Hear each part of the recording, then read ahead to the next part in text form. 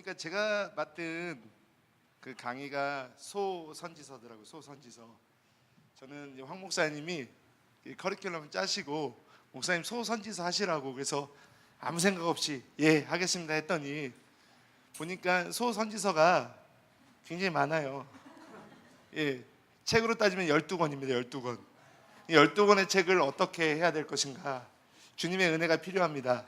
또 여러분이 또 잘 따라오셔야 되고, 아무튼 비슷하지만 또 거기에 각각의 어떤 메시지들이 또 담겨져 있는 하나님의 그 섭리와 메시지들이 독특한 것들이 있어요. 그것들을 좀 발견함으로 인하여서 제가 갖고 오늘 강의하는 데 있어서 목적은 무엇이냐면, 여러분들이 보다 더 성경을 사랑하고 좋아하고 또 친숙하게 느낄 수 있도록 좀 도와주는 것, 그리고 그 당시의 모습이 오늘날 또 나의 모습이 될 수도 있기 때문에 또 그 안에서 또 하나님이 우리를 향한 그 사랑과 또 놀라운 어떤 해결점, 해결의 방법들, 또 회복의 방법들이 어떻게 곳곳에 배어져 있는지 그것들을 좀 보면서 우리가 마음껏 좀 누리면서 하나님이 열어주시는 만큼 갔으면 좋겠습니다.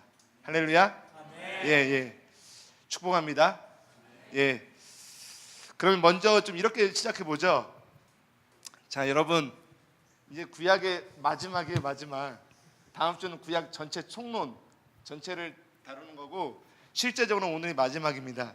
자, 그러면 우리가 여러분들에게 구약을 한눈에 들어오기 위해서 황 목사님이 제일 첫 시간에 했던 거, 연대 기준으로 본 구약 성경에 대해서 좀 우리가 같이 보면서 제가 소선지서를 좀 풀어가 보도록 할게요. 자, 10개의 시대를 구분해 놓습니다. 자, 첫 번째 시대를, 어떤 시대가 있죠? 확실하세요? 예? 자신 있으세요? 아멘. 예. 창조 시대예요. 자, 두 번째 시대는 어딜까요?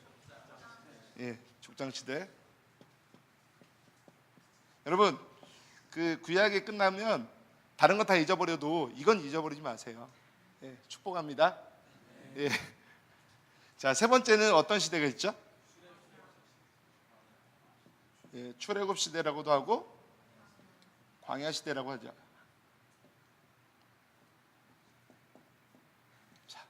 자, 네 번째 시대가 있습니다. 자, 아리까리한데 지금부터 할렐루야. 예, 확실하십니까? 예, 정복 시대죠. 그래도 OBS 담당하시는 우리 간사님이 좀 낫네요. 자신 있게 얘기하시고, 예, 간사한 보람이 있습니다. 자, 다섯 번째 시대는 예, 사사 시대가 있어요. 사사 시대가 있죠. 자, 여섯 번째 시대가 있습니다. 자, 왕정 시대가 있는데 왕정 시대는 두 가지로 분류가 되죠. 자, 먼저 통일왕국 시대.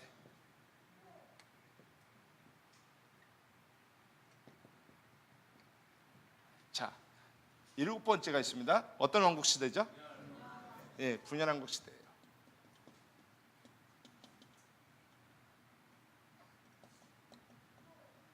자, 여덟 번째 시대가 옵니다.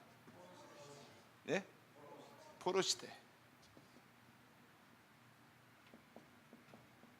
자, 아홉 번째 시대는 예, 포로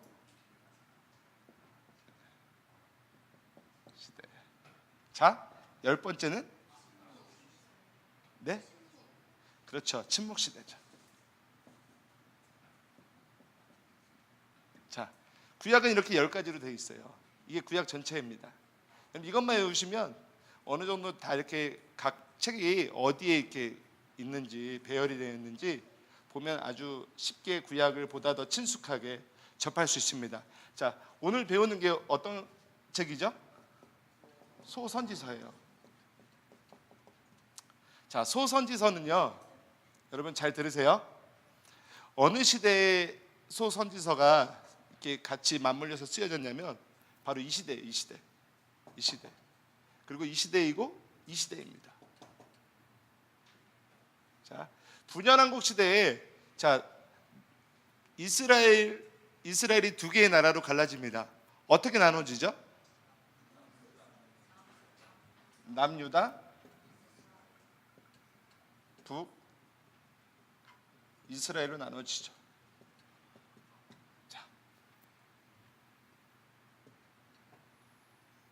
자, 이때 이제 남유다와 북이스라엘 시대에 소선지서에 그 나와 있는 인물들이 막 활동하기 시작해요.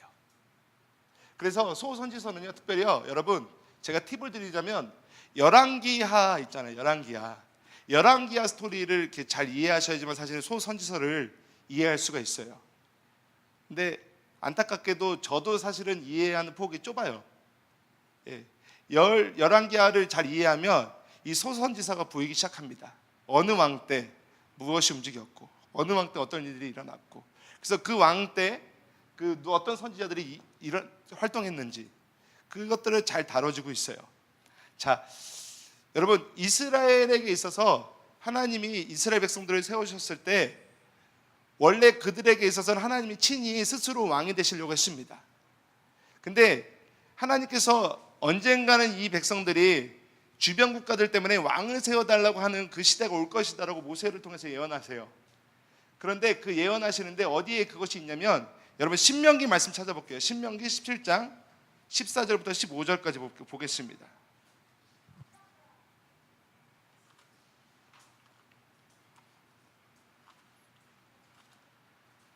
신명기 17장 14절에서 15절입니다.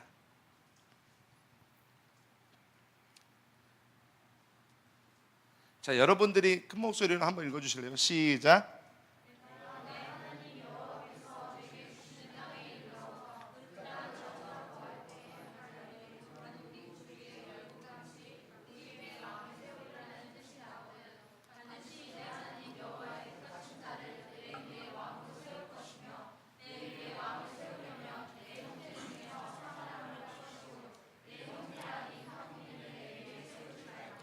자, 16절도 읽을게요. 시작.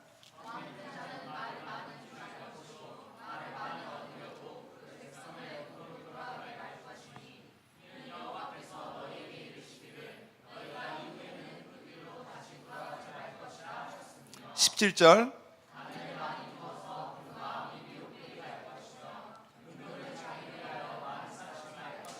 자, 18절, 19절 같이 읽겠습니다. 시작. 그가 왕위에 오르거든. 시작.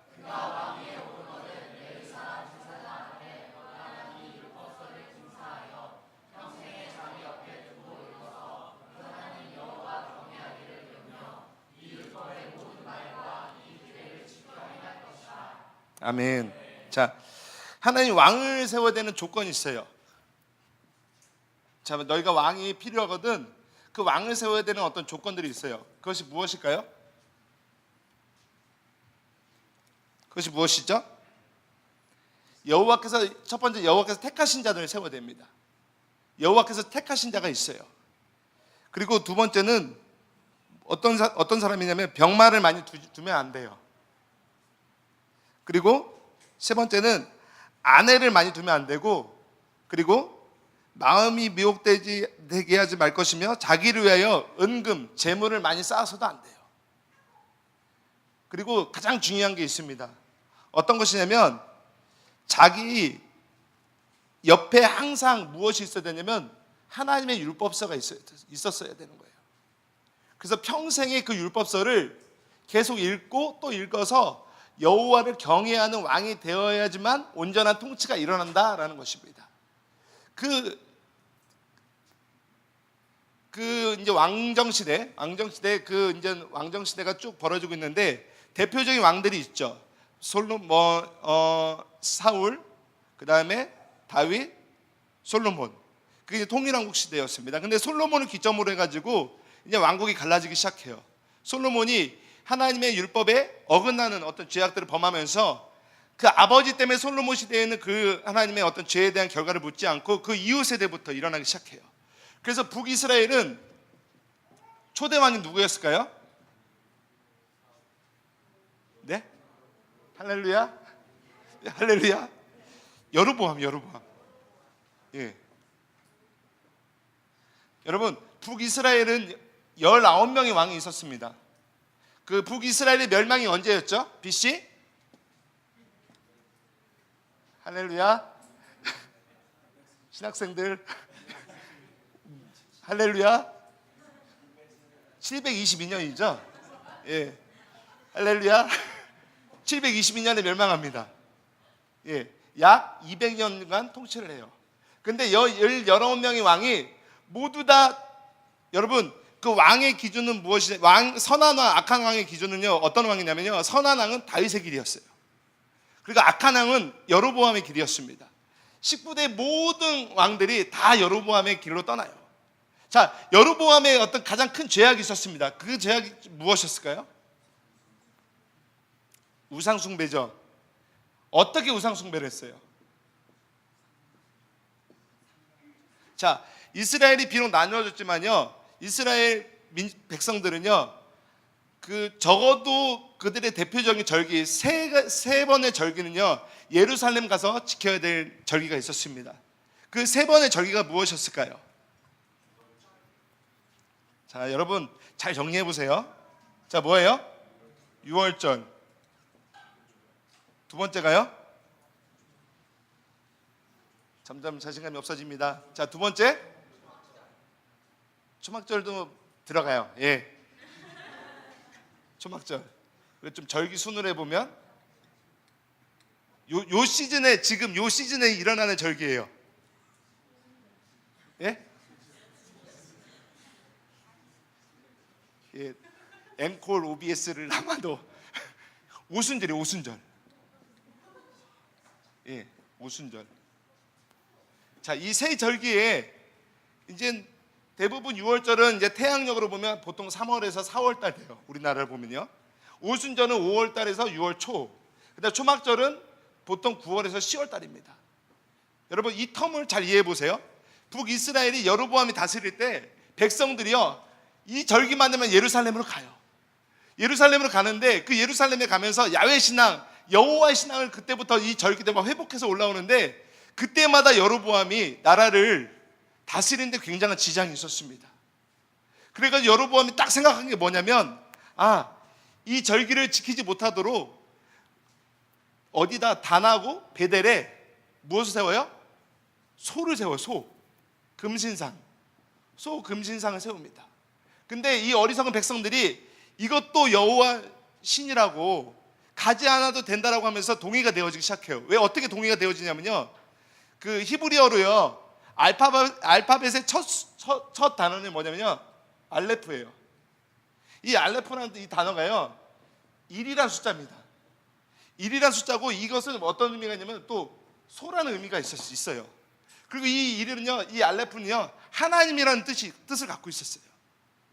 여러분, 그 애굽에서 이제 탈출하고 나서 하나님이 구속하셔서 이스라엘 백성들이 그 여정을 가는 중에 누가 소를 만들죠? 아론이 소를 만들어요. 모세가 시내산에 올라갔을 때 백성들의 아우성 때문에 소를 만듭니다.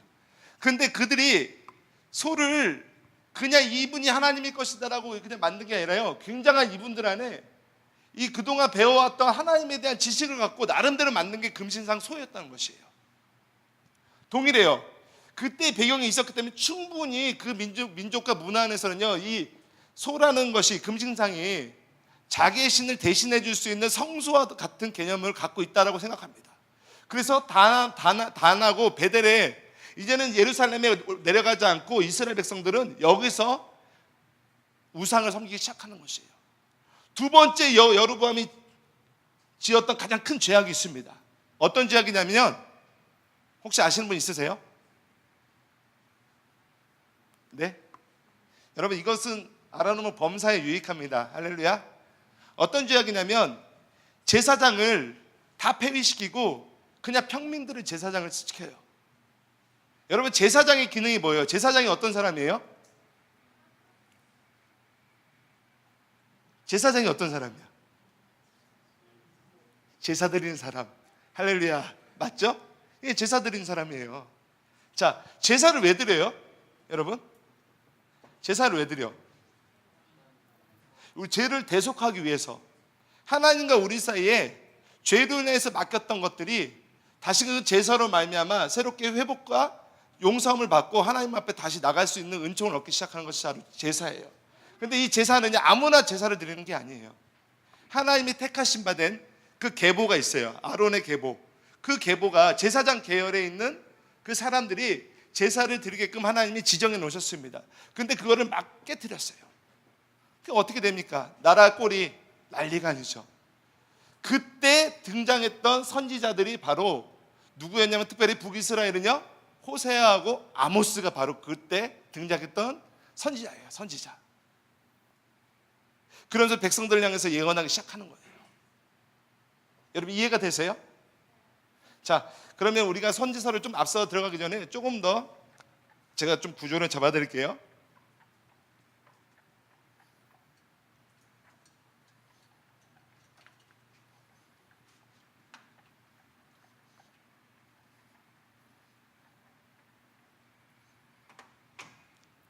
자, 여러분 분열왕국이 있다고 했죠?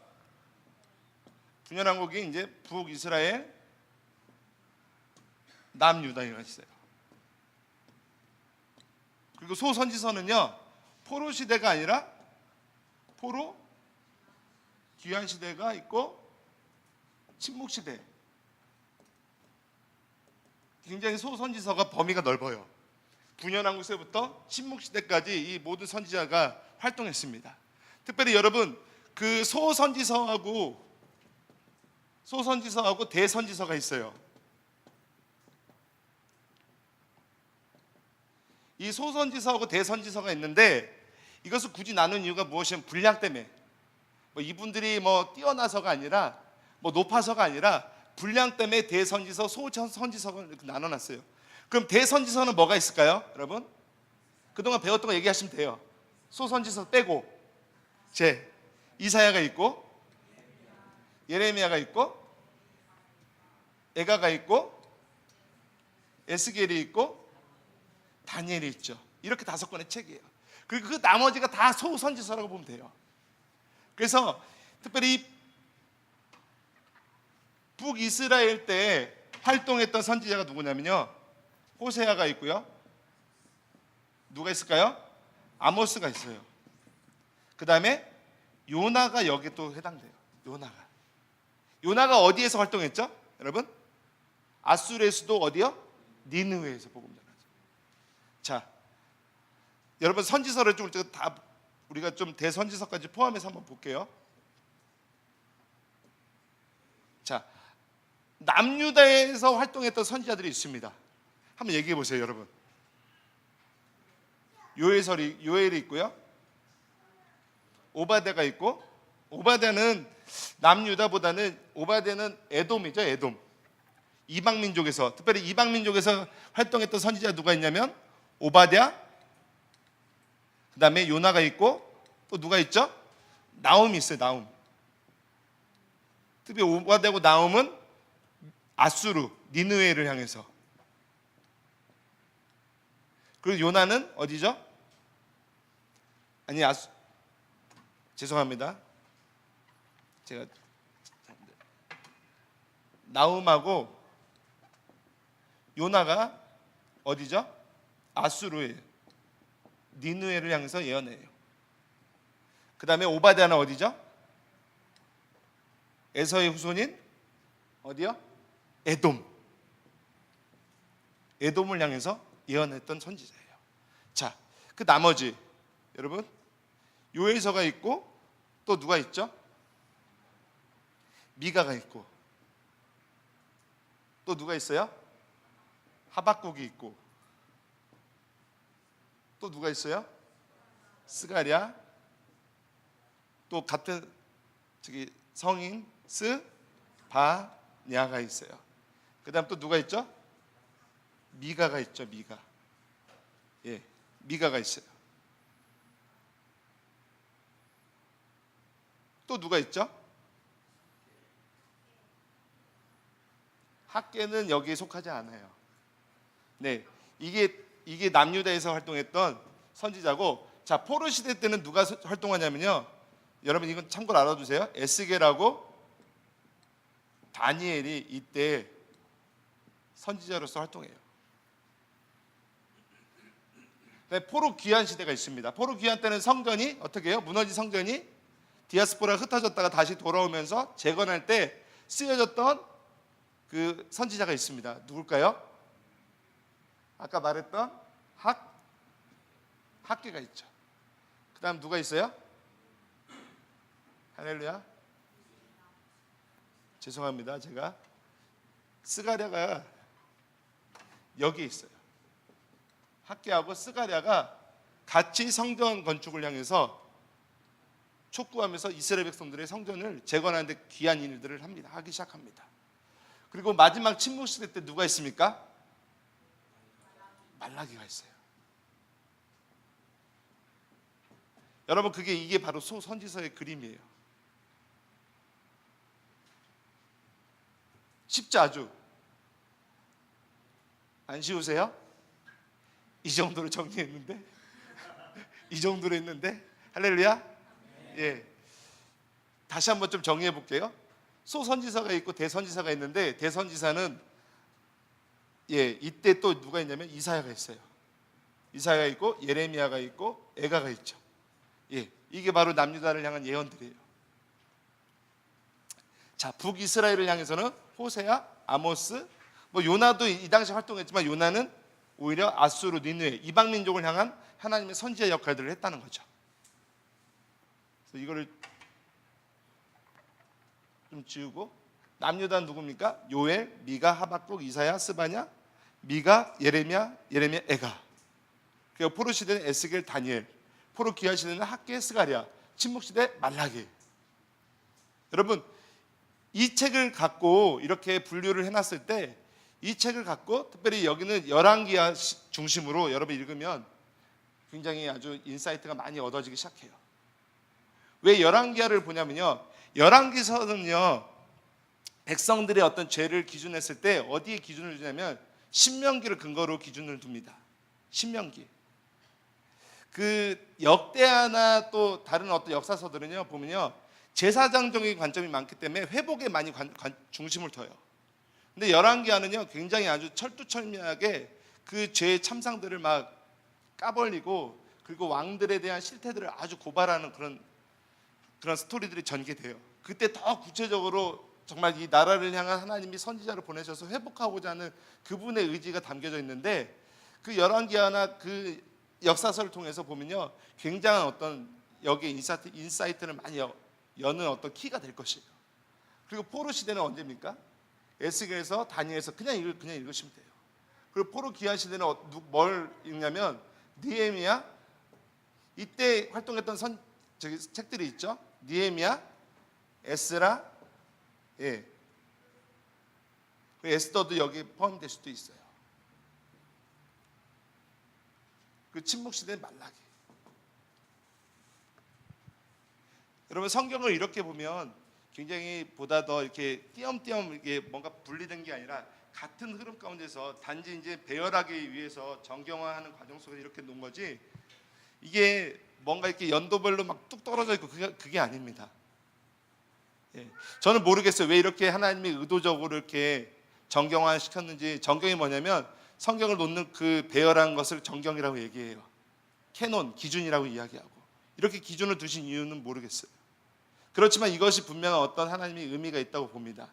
그래서 제가 거기까지에 대해서는 의미를 저도 사실은 좀 확신 있게 얘기할 수는 없는 것 같고, 어쨌든 여러분 성경을 보다 더 사랑하시길 축복합니다. 성경을 사랑하시고 성경을 보다 보면 하나님이 그 시대의 배경과 또 오늘날 일어나는 시대의 배경을, 그래서 선지서를 보면 어떤 마음이 되냐면요, 이 당시에 일어났던 일들이 지금도 일어나는 일들이 있어요. 그러면 그 당시에 일어났던 일들을 하나님께서 어떻게 말씀하시는지, 그 사건과 그 환경을 향해서 그 말씀하시면서 어떻게 회개를 촉구하시는지, 또 회개를 촉구하시면서 하나님이 어떻게 약속하시면서 돌아오라고 말씀하시는지, 이 선지서의 유익이 바로 그것이에요. 그래서 우리가 오늘 12권의 책을 해야 됩니다. 12권의 책을 하면 5분씩만 해도 60분이에요. 할렐루야. 5분씩만 해도 60분인데 어쨌든 하나님께서 열어주시는 대로 좀 이 책을 통해서 좀 우리가 교과서를 통해서 좀 우리가 다시 한번 구조와 또 메시지를 좀 다시 한번 우리가 좀 숙지하면서 여러분 나름대로 또 하나님 말씀하시는 음성을 좀 들으셨으면 좋겠습니다. 축복합니다. 예, 아무튼 개요는 이 정도고요. 우리 호세아서를 한번 봅시다. 일단 교과서를 볼게요.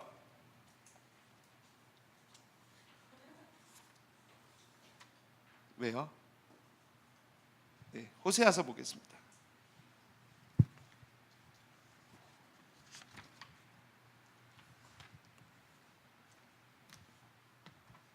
여러분 호세아 하면 생각나는 게 뭐가 있어요? 자, 먼저 호세아는 어느 시대, 어느 나라에서 활동했던 선지자죠? 북이스라엘이에요. 북이스라엘. 자, 호세아 하면 음란한 여인과 결혼한 선지자. 자, 음란한 여인 고멜. 이 고멜이 호세아의 한 개인의 어떤 부부관계를 다루지만 그것은 마치 이스라엘을 향한 하나님의 마음을 다룬 것이기도 해요. 여러분 음행이라는 게 음란하다고 이야기하고 음행한다고 하는 것이 여러분 다른 것이 아니라 여러분이 뭐 음란한 어떤 사이트를 보고 마음의 음행을 품고 그것이 물론 음행의 어떤 열매이기도 한데 본질적으로 음행은 무엇이냐면 하나님을 떠나는 것이 음행이에요. 하나님을 떠나서 다른 신을 쫓기 시작하고 다른 것을 추구하기 시작하는 게 음행의 시작이라는 것입니다. 다른 신과 결탁하는 것. 여러분 사람은요 영혼을 사모하는 마음을 전도서의 말씀에 주셨다고 이야기하십니다. 그 영혼을 사모하는 마음이 무엇이냐면 사람은 뭔가 신에 대한 열망이 있어요. 갈망이 있어요. 아무리 무신론이라고 하더라도 결국에는 무신론이 아니라 자기를 숭배하는 자기신을 갖고 따른다는 것입니다. 다시 말해서 하나님이 아닌 다른 신을 쫓기 시작하는 것이 바로 음행의 시작인 것이에요. 여러분 삶 속에 어떤 음란함이나 음행들이 들어오는 것 잘 뿌리를 살펴보세요. 하나님을 추구하지 않고 하나님을 떠나기 시작하면 거기서부터 음행들이 일어나기 시작한다는 것이에요. 바로 이스라엘 백성들이 그러했다는 것이에요. 여로보암 시대에 여로보암이 왕을 잡고 나서 북이스라엘로 흩어졌던 그들은요 더 이상의 하나님의 말씀을 제대로 배울 수가 없었습니다. 제사장들이 아무나 세워지기 시작하고 그리고 절기 때 그들은 예루살렘에 방문하지 않음으로 인해서 엄청난 폐역한 그리고 엄청나게 부패의 어떤 참담함들을 고발하기 시작하는 것이에요. 그러면서 호세아서는요 특별히 호세아는요 하나님과 깨어진 관계들을 회복하는 어떤 중요한 키를 갖는 게 바로 호세아서예요. 여러분 이것을 얘기하기 전에 잠깐 또 다른 걸 얘기할게요. 여러분 십계명이 있습니다. 자, 십계명에서 1계명부터 4계명까지가 어떤 계명이죠?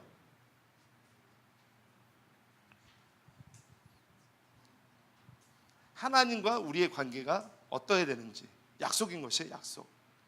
여러분 십계명은요 특별히 오순절날 시내산에 그래서 6월절을 시작으로 해가지고 마치 광야에서 나오면서 49일째 50일째 되는 날 모세가 시내산에서 다시 한번 하나님의 언약을 받고 나서 그날에 하나님이 이스라엘 백성과 계약 관계가 됩니다. 언약 관계가 돼요. 여러분 여러분에도 이런 일들이 있을 거예요. 예수 믿기 전과 예수 믿은 후에 어떤 삶이요 우리 안에 참 복된 것이 많아요. 그러나 예수를 믿고 나면요 왜 이렇게 안 되는 것도 많은지 모르겠어요. 그렇지 않으세요? 예수를 믿으면요 오히려 걸리는 것도 많고 꼬이는 것도 많아요. 꼬이는 것도 많아요. 근데 왜 그러냐면 하나님과 계약이 딱 되기 시작하면요 어떤 관계냐면 내가 말씀을 지키면 하나님께서 복을 주시고요 내가 말씀을 지키지 않냐면 하나님이 그만큼 대가가 있다는 것이에요. 예수를 믿는 사람들이 왜 요즘에 자꾸 언론상에서 고발되는 줄 아세요? 오히려 이거는 복이에요. 사실은 드러나지 않는 것이 우리 안에 저주고요 드러나는 것이 복인 줄 믿습니다. 여러분 죄는요 계속해서 드러나야 될 줄로 믿습니다. 우리가 선지서를 보면서 계속해서 우리 마음 가운데 찔림이 있어야 돼요. 단순한 어떤 지식이 아니라 찔림이 있어야 돼요. 원래 하나님의 진리의 말씀이 선포되면요 찔리는 거예요. 사도행전 역사 가운데서도 베드로가 설교했을 때 백성들이 어떤 반응이 있는 줄 아십니까? 어찌할꼬 마음에 찔림을 받았다고 이야기해요. 특별히 이 선지서를 통해서 여러분 마음 안에 찔림이 있기를 축원합니다. 찔려야 돼요. 아파야 되고, 아플 때 우리가 회개할 수 있어요. 여러분, 고발되는 것은 아픈 것이에요. 사회 가운데 어쩌면 수치를 당하는 것이, 죄 때문에 수치를 당하는 것이 저주가 아니에요. 축복이지. 왜냐하면 다시 한번 하나님이 회개할 기회를 주시기 때문에. 선지자를 통해서 그 나라의 부패와 그 나라 가운데 여전히 벌어지고 있는 죄악의 어떤 만연한 그 사실들을 낱낱이 고백하고 하나님이 계속 말씀하신 이유가 무엇이냐면 결국에는 그 나라를 심판하시기 위함이 아니라 회복하시고 다시 돌아오라는 하나님의 촉구의 메시지인 것이에요. 그래서 우리 가운데 이 선지서를 통해서 여러분 무엇보다도 그때의 모습이 나의 모습을 여러분 보셨으면 좋겠어요. 그리고 이 민족의 모습을 보셨으면 좋겠어요. 단지 OBS 하면서 어떤 지식으로 남고 성경 지식이 많고 내 안에 그냥 유익함이 있는 그 수준이 아니라 말씀이 실제라는 걸 여러분이 보셨으면 좋겠습니다. 그 시대나 지금 시대나 제가 볼 때 일반이라고 봐요. 그 시대가 음란했다면 지금 시대도 더 음란한 거죠. 음란하죠. 오늘 보세요. 예수님 말씀이 틀린 게 없습니다. 뭐라고 말씀하십니까? 음란하고 이 패역한 세대라고 얘기합니다. 여러분, 우리는 눈만 뜨면 죄가 보이는 그런 시대에 살고 있어요. 당장 문을 열고 밖에 나가 보십시오. 죄가 만연해 있다는 것이에요. 이 당시에만 그랬던 것이 아니라 지금도 동일하게 그런 일이 벌어지고 있어요. 그것은 단 한 가지입니다. 여호와를 알지 못하기 때문에. 여러분, 호세아서의 이름의 뜻이 무엇인지 아십니까? 여호와가 나의 구원이시다는 이야기예요. 여호와가 나의 구원이세요. 여러분, 하나님만이 유일하게 우리의 구원자인 줄 믿습니다. 아무도 구원자가 될 수 없어요. 무엇을 구원하십니까? 죄에서부터, 죽음에서부터, 사망에서부터 우리를 구원하시기 시작한다는 것이에요. 죄의 싹은 뭐예요? 사망이에요. 동의하십니까? 죄를 지면 지을수록, 여러분 죄를 가볍게 여기시는데 죄를 지으면 지을수록 결국에는 죽음이에요. 그 죽음을 누가 지불하셨죠? 예수님이 지불하셨잖아요. 예수님이 지불하셨어요.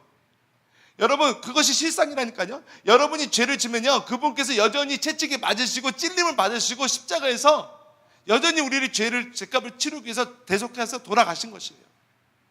그것이 과거의 시대만이 아니라 오늘날 살아가는 이 시대에도 주님의 십자가는 여전히 우리 가운데 능력이 될 뿐만 아니라 여전히 우리 가운데 그 죄값을 치르는 십자가라는 것입니다. 그래서 여러분, 이 선지서를 통해서 다시 한번 우리의 삶을 좀 되돌아보셨으면 좋겠습니다.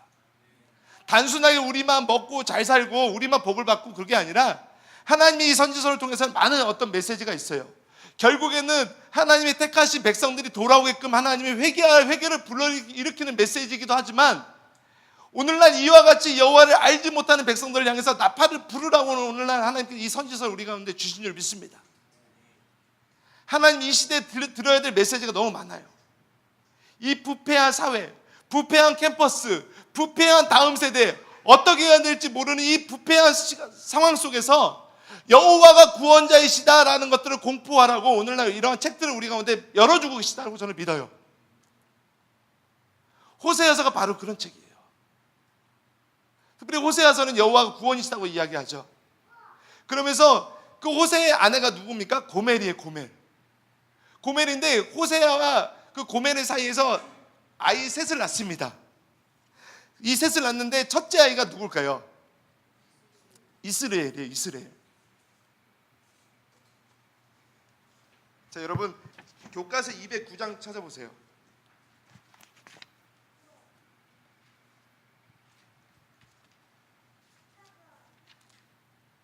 209장 맨 밑에 보면 첫째 이스라엘은 거기부터 읽겠습니다. 시작.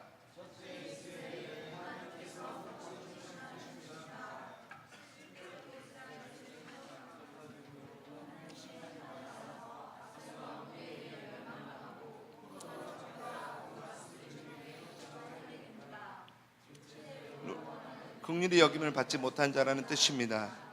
셋째 로암미는 내 백성이 아니다라는 뜻입니다. 모두 하나님을 떠나 우상을 섬기는 이스라엘을 그대로 보여줍니다. 예, 바로 이스라엘 로루아마 로암미 흩어버리시고 긍휼의 여김을 받지 못하고 내 백성이 아니다라고 이야기하지만 하나님이 이것이 무엇입니까?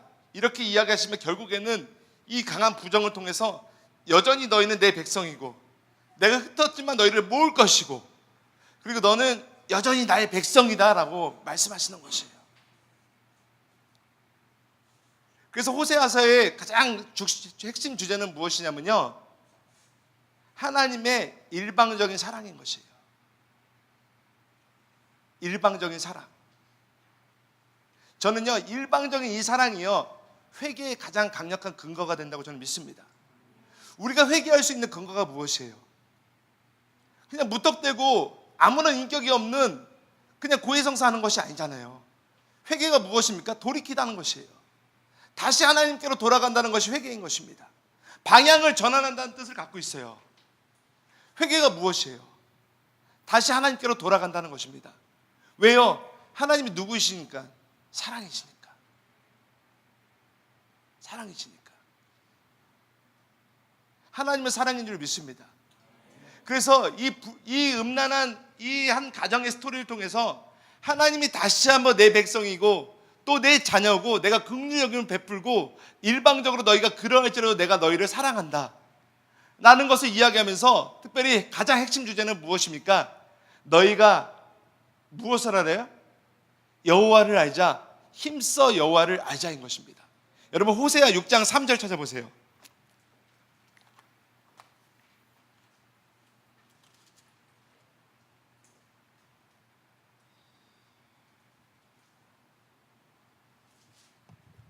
(1절부터) (3절까지) 한번 큰 소리 읽겠습니다. 시작. 여호와께로 돌아가자. 여호와께서 우리를 찢으셨으나 도로 낫게 하실 것이요 우리를 치셨으나 싸매어 주실 것임이라. 여호와께서 이틀 후에 우리를 살리시며 셋째 날에 우리를 일으키시리니 우리가 그의 앞에서 사니라. 그러므로 우리가 여호와를 알자, 힘써 여호와를 알자. 그의 나타나시면 새벽빛같이 어김없나니 비와 같이 땅을 적시는 늦은 비와 같이 우리에게 임하시리라. 아멘. 신실하게 우리 가운데 임하신다는 것이에요. 힘써 여호와를 알자는 것이에요. 그리고 호세아서 4장 6절에 뭐라고 얘기합니까? 내 백성이 지식이 없으므로 망한다라고 이야기합니다. 여러분 앞에 권면해 드립니다. 하나님을 계속 알아가는 지식을 구하시길 축원합니다. 안다는 것은 머리로 하는 게 아니에요. 전 인격적으로 내가 하나님을 경험하기 시작한다는 것입니다. 하나님이 우리를 향한 사랑이 얼마나 놀라운지를 우리가 계속 보게 되는 것입니다. 여러분 하나님 사랑을 잘 못 느끼시는 분 있으십니까? 특별히 이 호세아서를 집중해서 한번 읽어보십시오. 하나님 앞에 기도하고 읽어보십시오. 이스라엘 민족이 그렇게 부패함에도 불구하고 그렇게 음란하게 떠나갔음에도 불구하고 때로는 호세아가 어떻게 해요? 은과 곡식을 갖고 다시 집 나간 아내를 다시 데려오는 일들을 하죠. 똑같은 거예요. 하나님 비유적으로 말씀하셨지만 다시금 우리가 그만큼 대가를 지불해서라도 우리를 내 백성으로 내 자녀로 내가 긍휼히 여기고 너를 사랑한다라고 계속 우리 가운데 목소리를 내는 것이 바로 호세아서예요. 여전히 하나님 우리의 사랑이시죠. 그 사랑 때문에 우리가 회개할 수 있는 근거가 되는 것이에요. 우리가 회개할 때 하나님의 사랑을 경험할 수 있습니다. 여러분 하나님의 사랑을 가장 느끼고 싶을 때 다른 것에서 느끼는 것이 아니에요. 우리가 우리의 죄악들을 바로 알기 시작하고 회개할 때 하나님의 사랑을 느끼기 시작하는 것이에요. 그래서 이 호세아서의 좀 구조를 살펴보면요,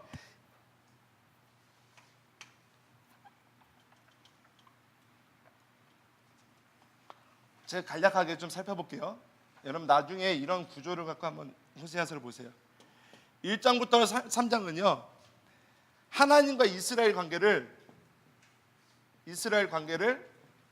호세아 결혼 생활을 통한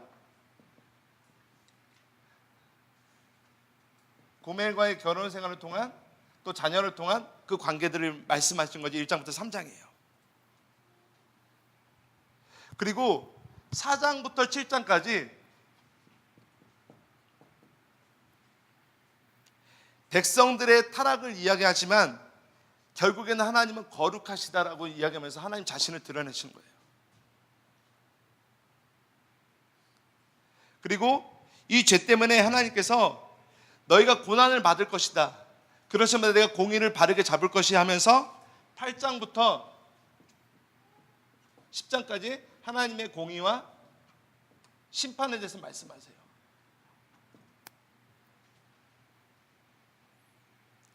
그리고 11장부터 14장까지는 이스라엘의 구원과 하나님의 사랑에 대해서 다시금 언급하시면서 하나님의 그토록 이스라엘을 사랑하시는 마음을 표현하신다는 것입니다. 이게 바로 호세아서예요.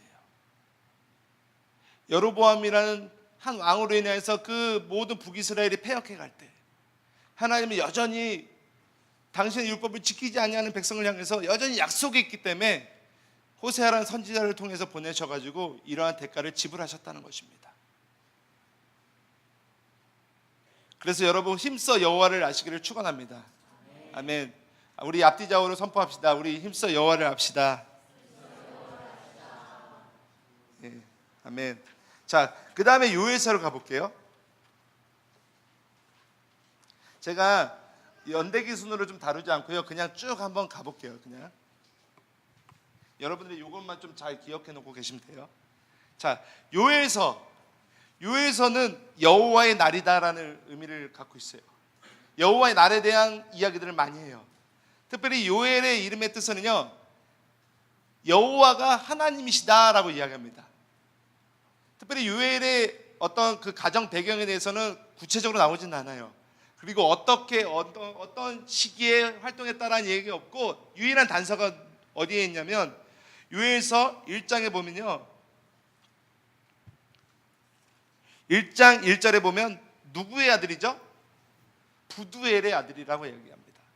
부두엘도 어디에 이렇게 근거가 있는지 출처가 있는지 정확하게 모르지만, 그렇지만 이 부두엘이라는 이름의 뜻이 있어요. 이 이름의 뜻은 무엇이냐면 하나님을 설득하다는 의미를 갖고 있습니다. 그 요엘의 가문을 잘 이야기해주는 단서가 유일하게 된다는 것이죠. 자, 요엘서에서 보면요, 그 여호와의 날을 이렇게 이야기하면서 특별히 요엘서 1장부터 2장 11절까지 하나님께서 내리시는 재앙에 대해서 이야기해요. 재앙. 그 재앙이 뭐 어떤 거냐면 메뚜기 떼로 인해 황폐함이 일어나고 팥중이와 메뚜기와 느치와 황충 때문에 하나도 남게 되는 일들이 없다고 이야기합니다. 그리고 비가 적절한 시기에 오지 않아요. 여러분, 이스라엘 땅은 굉장히 척박합니다. 이스라엘은 척박하기 때문에 여러분, 애굽에서 이스라엘 가나안 땅에 들어가기 전까지 이스라엘 백성들의 직업은 어떤 직업이었냐면 목축업이었어요. 그러나 이스라엘이 이제는 그 여정을 멈추고 가나안 땅에 정착하려면 목축업 갖고 되지 않고 이제는 그때부터 어떻게 해야 됩니까? 농사를 짓기 시작해야 돼요.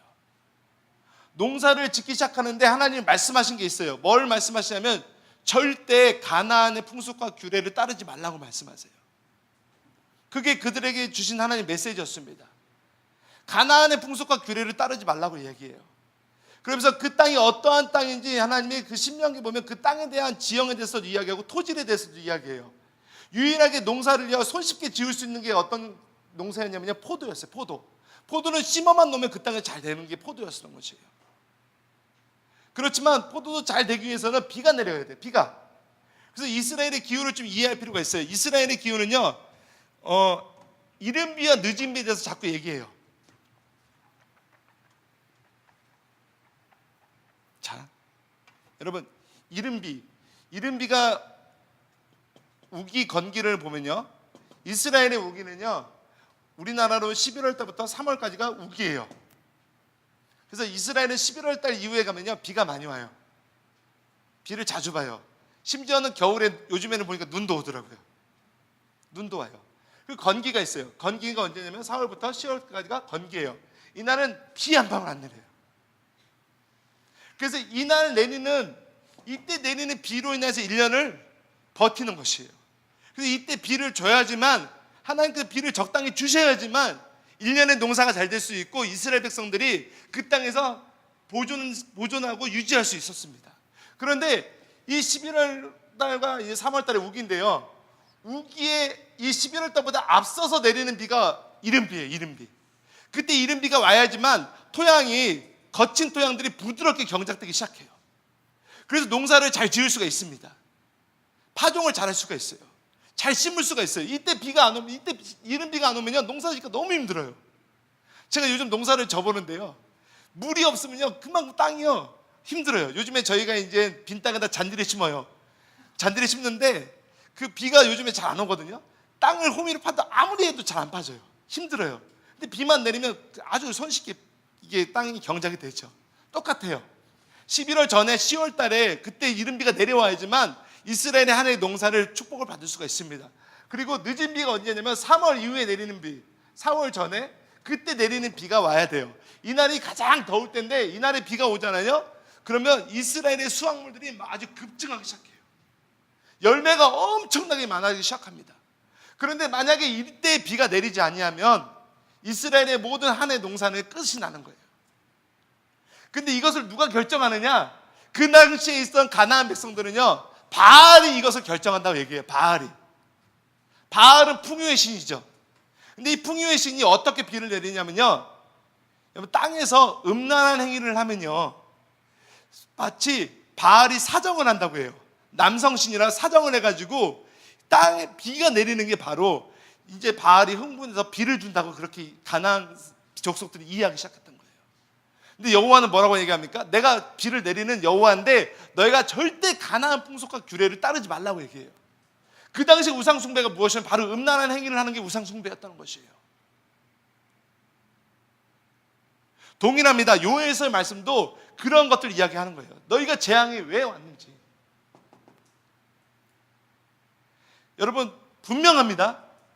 하나님께서 하나님의 율법을 따르면 신명기 28장에 보면요, 정확하게 나와 있어요. 여러분, 신명기 1장부터 14절까지만 좋아하지 않기를 축복합니다.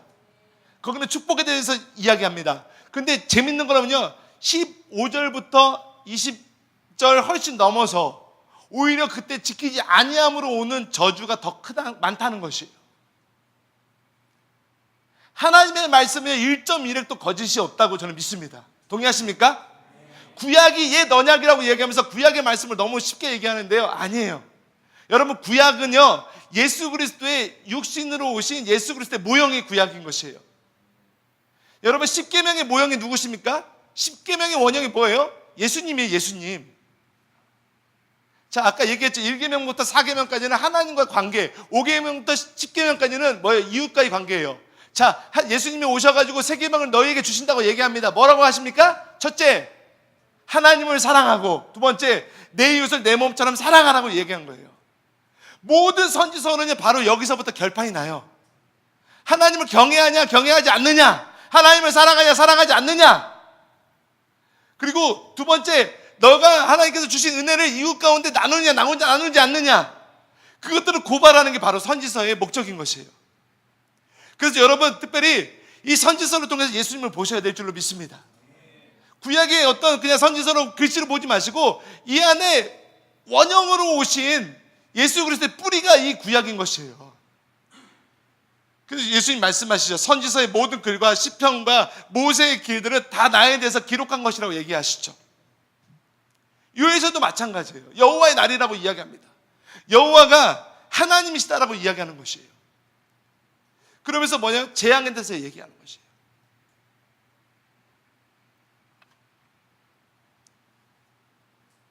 그래서 요엘서에 보면요, 핵심은 무엇이냐면 너희가 하나님께로 다시 돌아오라는 것이에요. 여러분, 217쪽 한번 찾아보시겠어요?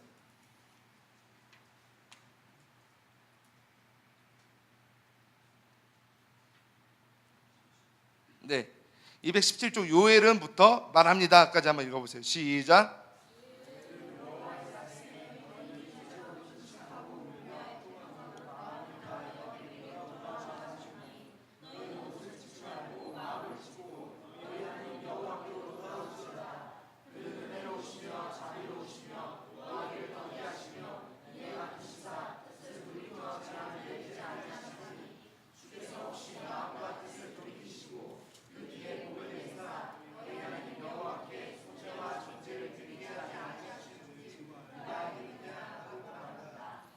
네, 자, 하나님의 마음에 대해서 얘기하죠.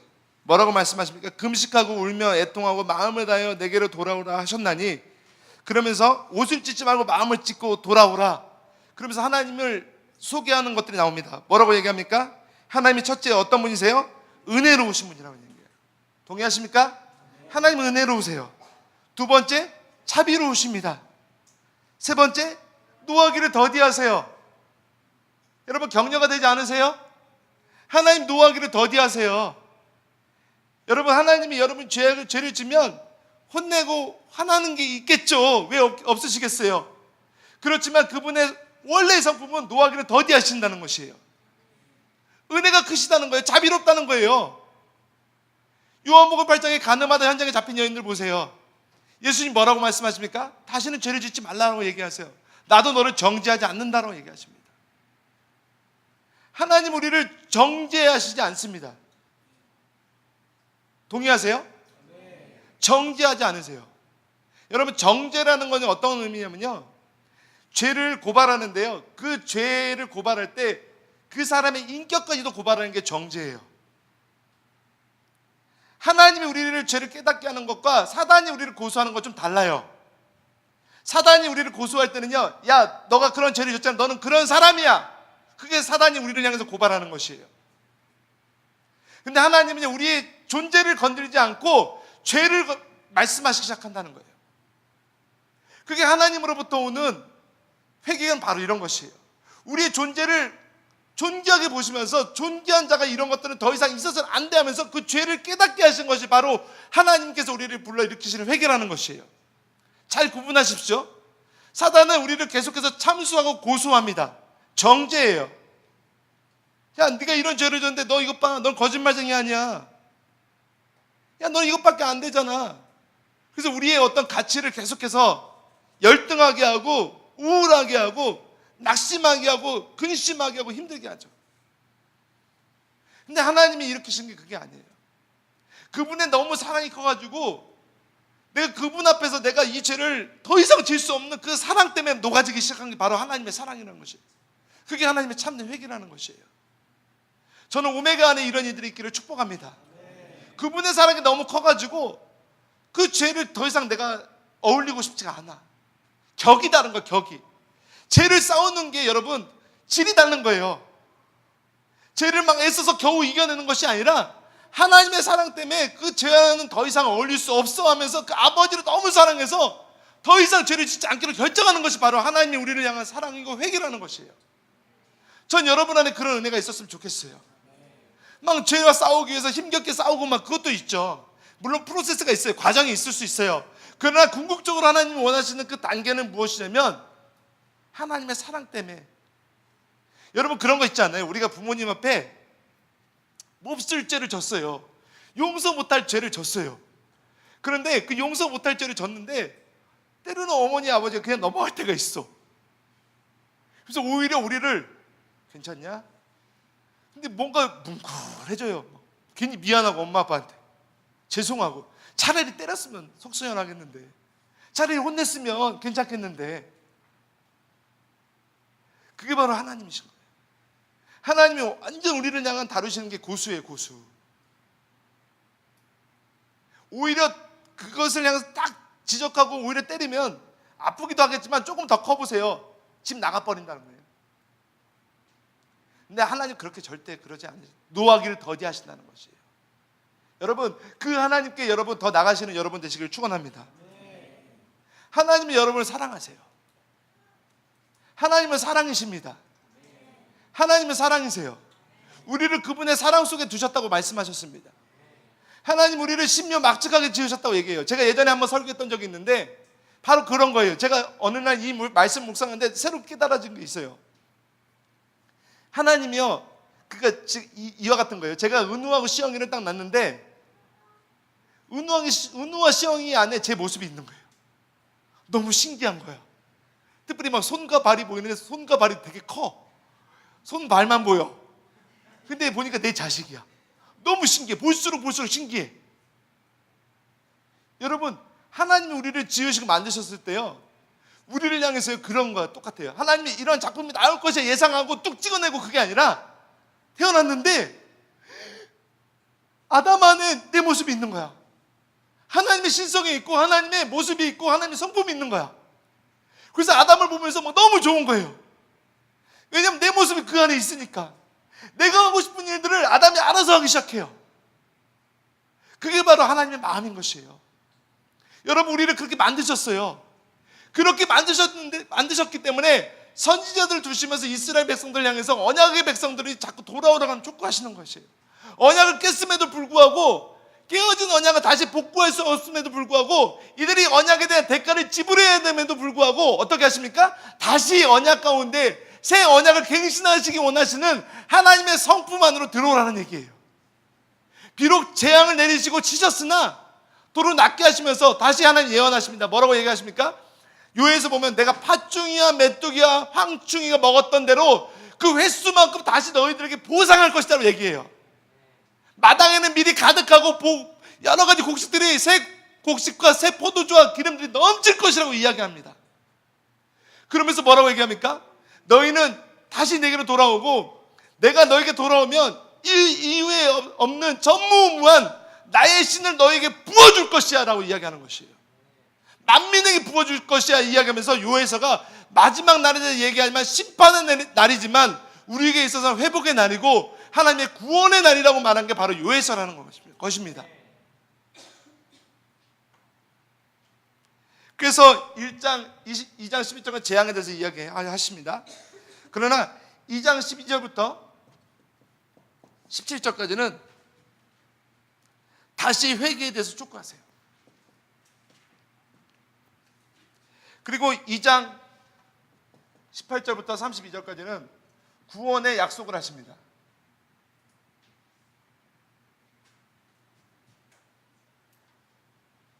그리고 3장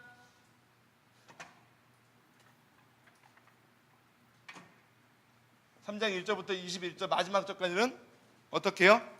마지막 승리, 최후의 승리가 너희에게 있을 거라고 말씀하세요. 예.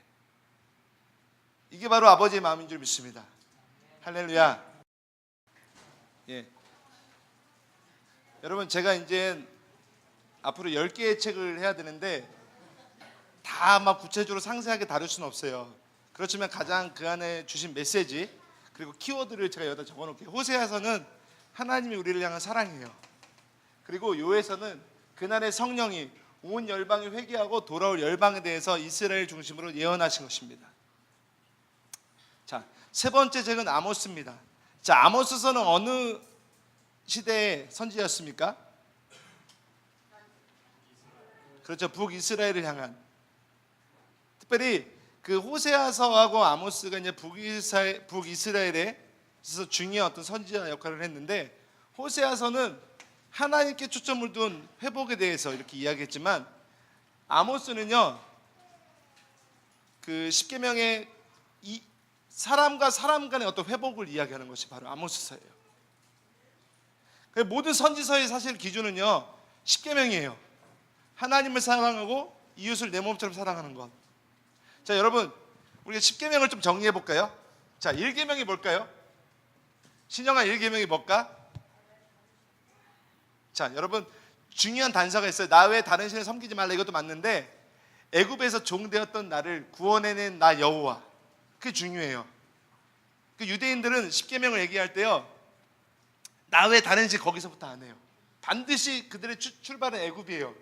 애굽에서부터 우리를 구원해내신 나 여호와, 그 여호와 나 외에 다른 신을 섬기지 말라라는 것입니다.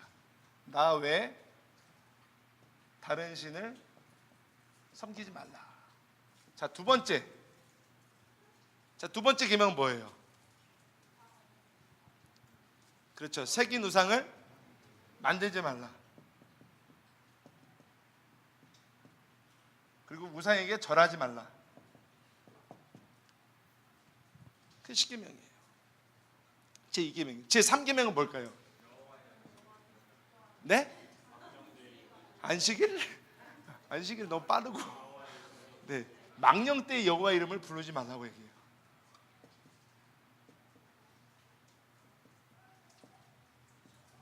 여호와 이름을 부르지 말라. 자, 네 번째, 안식일을 어떻게 해요? 거룩하게 지켜라. 거룩하게 지켜라. 여러분, 모든 절기의 뿌리는 안식일이에요. 원래 기독교의 역사를 거슬러 올라가면요, 그 날짜 계수하는 중심도 안식일이에요. 복음서에 보면 예수님이 부활하신 날이 언제입니까? 할렐루야. 안식일이 아니죠. 안식 후 첫날이죠. 첫날. 원래 주일이 안식 후 첫날이에요. 토요일 날이 안식일이고, 그리고 우리가 쓰는 그 시간의 개수는요, 태양을 중심으로 우리가 시간을 개수하죠. 우리는 태양력을 쓰죠. 그레고리안 역이라고도 하고. 근데 원래 유대인들은 달력을 써요. 달력. 달을 중심으로 그들은 개수합니다. 근데 이 얘기는 좀 할 게 너무 많은데, 어쨌든 안식일이 가장, 이거는 나 여호와는 안식일을 거룩하게 지키고 이것은 나의 날이라고 분명히 창조 때부터 말씀하셨습니다. 거룩하게 지키라고. 하나님의 것이에요. 특별히 이스라엘의 어떤 회복이 있을 때, 요시야를 볼 때요, 요시야가 몇 세의 왕이 되죠?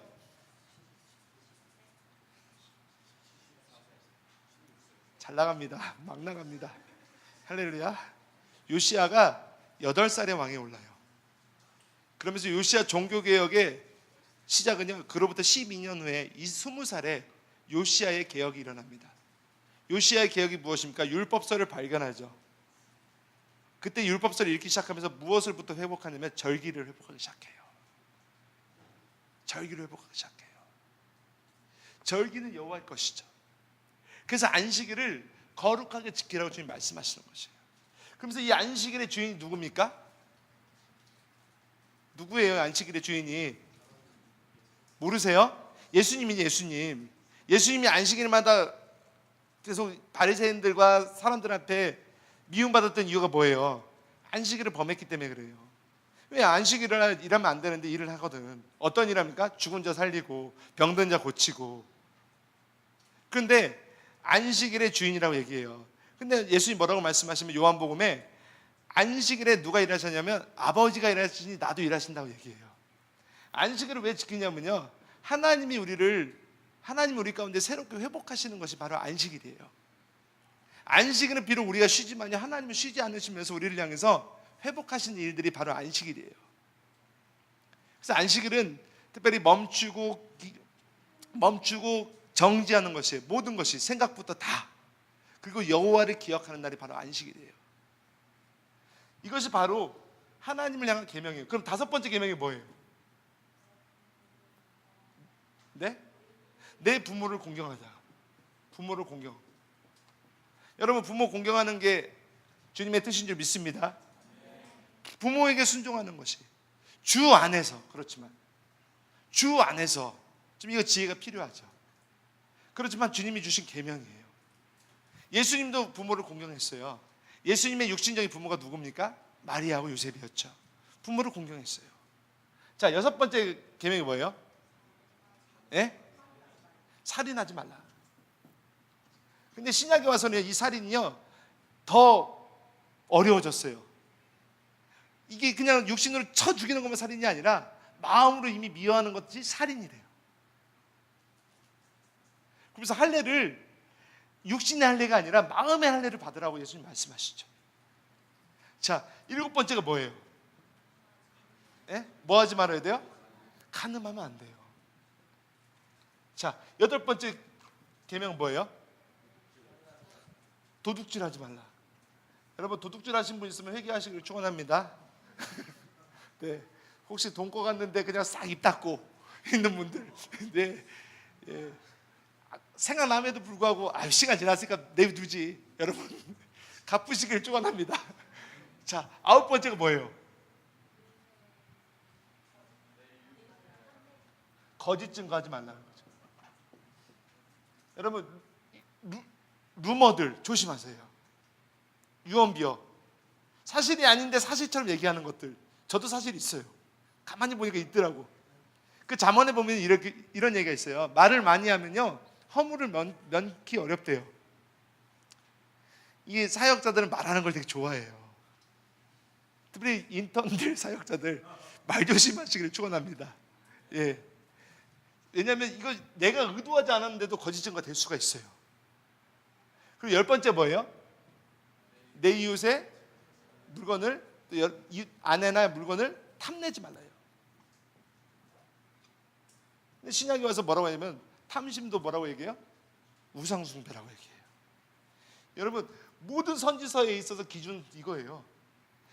제가 볼 때는 그 선지서의 내용 몰라도 되는데 이 내용만큼은 철저하게 알고 계세요. 이것이 바로 신명기에서 더 구체적으로 그 모세가 가나안 땅을 보고 있는 모압 평지에서 가나안에 들어갈 다음 세대를 향해서 다시 언약한 게, 이것을 풀어서 쓴 게 바로 신명기예요. 모든 계명의 뿌리는 바로 10계명이고요. 그러면서 신명기에 몇 가지 계명이면 613개의 계명이 나옵니다. 하지 말아라, 하라. 613명의 계명. 그런데 이 계명의 완성이 누구예요? 예수님이에요. 예수님이 오셔가지고 이 계명을 단순하게 하신 거예요. 뭐라고 어떻게 하십니까? 새 계명이 아니에요. 새롭게 된 계명이 아니라 이 계명을 더 명확하게 본인 스스로가 그 계명의 완성으로 오신 거예요. 어떻게요? 하나님을 사랑하고 내 이웃을 내 몸처럼 사랑하라. 그게 바로 계명이에요. 이 선지서는 바로 요거에 근거해서 다 이야기하는 거예요. 아모스는 어떻게 합니까? 특별히 호세아는 하나님과의 관계에 대해서 잘못한 걸 고발했고, 아모스는요 사람과 사람과의 관계들을 고발하기 시작하는 거예요. 그래서 아모스의 핵심 구조는요, 아모스 5장 23절입니다.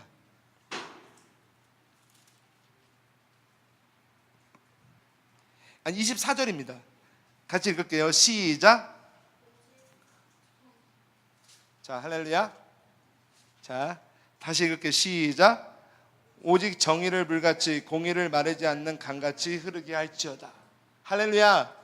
정의를 물같이 공의를 마르지 않는 강같이, 하나님의 공의, 하나님이 말씀하신 것을 지켜라 라고 이야기합니다.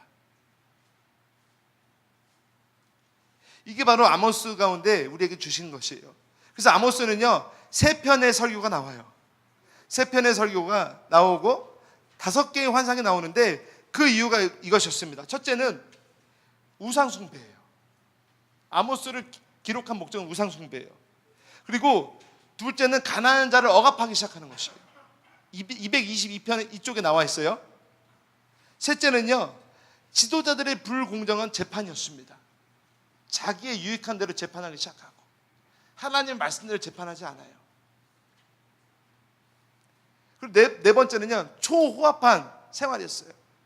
권력자들이나 부자들이 자기들만을 위해서 사치하고 방탕을 일삼기 시작하는 것이에요. 5번째, 불공정한 뒷거래, 뇌물을 주고가면서 정직하지 못한 이들이, 만연한 이들이 바로 이 아모스서의 상태를 고발하면서 3편의 설교와 5편의 환상을 통해서 다시금 하나님께서 바로잡겠다, 회복하겠다라는 그분의 의지가 바로 이곳에 나옵니다. 그래서 아모스는 더군다나 소를 갖고 밭을 가는 자였어요. 문명의 사람이었어요. 소를 갖고 이제 밭을 가는데 하나님의 아모스의 가운데 나타난 것이에요. 그래서 아모스를 불러서 북이스라엘을 향해서 예언하게 하신 것이죠. 그러면서 이스라엘 회복을 얘기하면서 메시아를 통해 다윗의 나라가 회복될 것이다 라고 이야기합니다. 여러분, 이것을 통해서 다시 한번 우리 가운데 하나님 말씀하시는 건 무엇이냐면요, 오늘날도 무명의 사람들을 하나님 일으키셔서 이 아모스와 같이 이 시대의 참담한 현실을 향해서 외치고 드러내시고 고발하신다는 것이에요. 하나님은 특정 다수, 특정 소수만 쓰시는 게 아니라 하나님은 때로는 우리가 이해할 수 없는 하나님의 사람들을 지금도 일으키시면서 아모스와 같이 이 시대를 향해서 계속해서 예언하고 깨우시는 일들을 감당한다는 것이에요. 여러분, 우리 오메가가 그런 하나님의 교회가 되기를 축원합니다. 비록 개척이라고 얘기하지만 2년밖에 안 된 교회지만 하나님 몸된 교회를 통해서 단순하게 어떤 교회 성장만을 이야기하는 게 아니라 이 시대에 특별히 가깝게 이 지역 가운데 벌어지는 현상을 향해서 고발하고 바로잡아줄 수 있는 영향력 있는 교회가 되었으면 좋겠어요. 그래서 여러분, 제가 구조는 얘기 안 할게요. 구조는 그냥 책을 참고하시면 될 줄로 믿습니다. 자, 이제 오바댜서를 가볼게요. 오바댜는요, 이게 이스라엘, 그러니까 북이스라엘 남유다도 아니고 이건 에돔을 향해서 예언한 것입니다. 오바댜의 이름의 뜻은 여호와의 종이라는 뜻이에요. 종이요, 종. 자, 종이 하는 일은 무엇입니까? 섬기는 것이죠. 여러분, 에돔이 누구예요? 에돔이 누굽니까? 신형 에돔이 누구야? 자, 거슬러 올라갑시다. 자, 이삭의 두 아들이 있었어요. 이삭의 두 아들이 누굽니까? 야곱과 에서죠. 야곱은 이스라엘의 어떤 조상이 되어서 이스라엘 민족을 이루는 그런 뿌리가 되었고, 바로 에서의 후손이 바로 에돔이에요. 그런데 하나님 뭐라고 말씀하시냐면, 야곱, 에서와 에돔 족속과 이스라엘은 한 뿌리라고 말씀하시는 것이에요. 한 뿌리. 그러면서 에돔이 이스라엘의 멸망을 보면서 좋아하기 시작하는 것이에요. 유다의 멸망을 보면서 에돔이 굉장히 막 그 안에 뭔가 그럴 줄 알았어 라고 이야기하는데, 에돔을 향해서 그게 아니다라고 이야기하는 거예요. 너희는 한 형제다라고 이야기합니다. 너희는 하나라고 이야기하면서 에돔을 깨우시는 하나님의 목소리가 바로 오바댜예요. 여러분, 하나님 나라 안에서는 누구를 나누는 법이 없습니다. 모두가 다 한 형제고 한 가족이고, 여러분, 절대로 하나님은 민족의 어떤 구분하는 일이 없어요. 저도 이스라엘 사역을 하지만 유대인과 이방인을 좀 편하게 우리가 이해하기 쉽게 나누는 것이지만, 원래는 우리는 한 민족인 것입니다. 동의하십니까? 차별이 없어요. 민족의 차별이 없어요. 우리는 다 하나예요. 더 나가서 우리는 북한 땅을 향해서 우리는 때로는 북한의 어떤 자세 때문에 우리가 때로는 여러 가지 막 견해를 이야기하면서 그들을 향해서 우리가 부정적으로 심판의 메시지를 이야기하는데, 그게 아니에요. 저는 오바댜를 통해서 보면서요, 제 마음을 다시 한번 새롭게 하는 일들이 일어나기 시작하는 것 같아요. 다시 말해서 서로 사랑하는 것입니다. 오바댜가 바로 그런 목소리를 갖게 하는 그런 귀한 책이에요. 예수님 말씀하실 새 계명을 너희에게 주노니 너희는 어떻게 해요? 너희는 서로 사랑하라. 너희가 서로 사랑할 때 비로소 누가요? 세상에 내 제자인 줄 알게 하겠다는 것이에요. 서로 사랑하면 우리가 하나님이 드러나기 시작해요. 요한 1서에 보면 이렇게 해요. 하나님을 본 사람이 없지만 너희가 서로 사랑할 때 비로소 하나님을 보게 될 것이라고 얘기해요. 여러분, 하나님을 보고 싶으십니까? 하나님을 경험하시기를 원하십니까? 형제를 사랑해 보십시오. 심지어는 원수까지도 사랑해 보십시오. 하나님을 보게 될 것이에요. 하나님을 경험하게 될 것이에요. 형제가 연합하여 동거하며 어찌 아름답고 그리 선한지요. 그게 바로 하나님이 우리 시대를 향해서 오바댜를 통해서 말씀하신 것이 바로 중요한 것이에요. 비록 짧은 한 장이지만요, 이 안에 엄청난 진리가 보화가 담겨져 있는 것이에요. 그게 오바댜입니다. 예, 오바댜 끝났습니다. 자, 요나서로 넘어갑시다. 요나서. 자, 요나서는 어느 민족을 향해서 하나님 보내셨습니까? 니느웨가 어디예요? 아수르의 수도예요. 아수르의 수도. 자, 아수르가 북이스라엘 향해서 얼마나 혹독하게 했는데요. 근데 하나님이 어느 날 요나를 세워서 니느웨로 가라고 하십니다. 근데 요나는 죽어도 가기 싫죠. 그 민족이 어떻게 했는데? 말도 안 되는 거예요. 뭐 이 설교를 하면서 오늘날 한일 관계들을 많이 얘기해요. 일본이 우리를 향한 만행들이 어땠는데 우리 일본은 사랑 납득이 안 되죠. 그러함에도 불구하고 하나님이 보내시는 하나님의 선교를 말씀하시는 것이에요.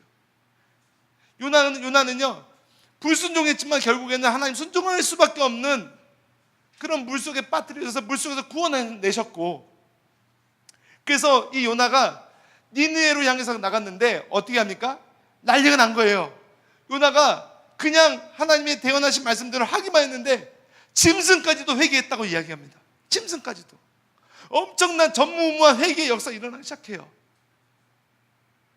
그러면서 요나에서는 두 가지를 이야기합니다. 하나님은 이스라엘도 사랑하시지만 원수인 이방인들도, 이스라엘을 괴롭게 했던, 심지어는 이방 민족을 향해서도 하나님은 마음을 갖고 계시다는 것이 바로 요나서입니다. 요나서는요, 오늘날 신약의 사도행전과 같은 똑같은 책이에요. 특별히 요나서를 보면 사도행전이 보이기 시작하는 거예요. 갈 수 없는 땅, 이해할 수 없는 그 땅, 우리가 선민인 줄 알았는데 우리가 선민이 아니구나. 하나님이 이방인들도 사랑하시는구나. 이방인들도 약속이 있구나. 그러면서 요나서를 통해서 하나님이 이방 민족을 향해서 가게 하시고, 하나님의 선교가, 하나님의 마음이 비록 이스라엘을 향해서 말씀하시지만 이스라엘 향함과 동일하게, 이방을 향해서 동일하게 하나님이 구원해 내시기 원하시는 그 아버지의 마음을 말씀하는 것이 바로 요나서예요. 여러분, 요나서를 통해서 하나님의 마음을 읽어내시는 여러분 되십시오. 여러분이 사랑하는 사람만, 여러분이 관심 있는 영역만 거기서 복음을 전하는 것이 아니라 하나님이 그 관심의 영역을 뛰어넘어서 관심이 없던 저변의 후미진 사각지대까지도 품어내야 되는 것이 바로 우리의 사명이에요. 하나님 요나서를 통해서 그걸 말씀하시는 것이에요. 내가 가고 싶지 않는 것 지역도, 내가 이해할 수 없고 나에게 어려움을 줬던 그런 사람들이라 할지라도 찾아가야 되는 것이 바로 요나서를 통해서 말씀하는 거죠. 그 요나서에 보면요, 한 말씀만 읽어볼게요.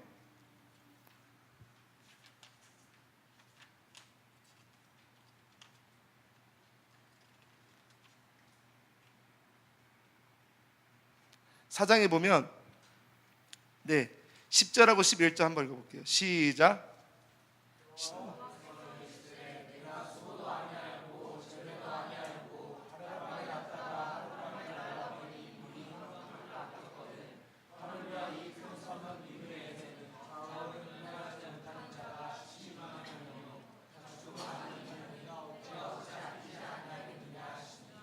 아멘.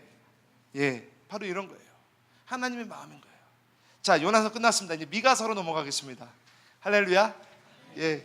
자, 미가서는 남유다에 하나님이 어떤 사람과 이 시대에 같이 활동하게 하셨냐면 이사야 선지자와 동일하게 이 시대에 활동하게 하셨어요.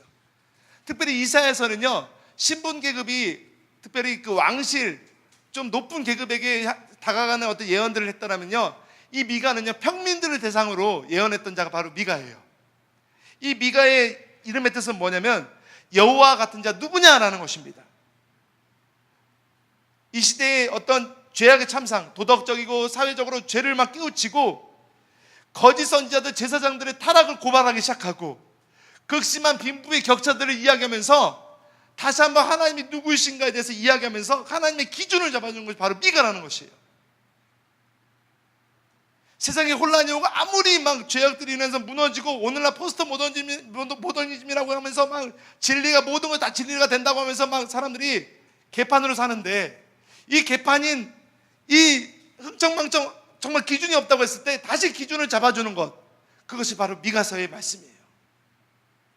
그래서 미가서 6장 8절에 이렇게 얘기합니다. 좀 찾아보세요. 자, 6절부터 8절까지 한번 같이 읽어보겠습니다. 시작.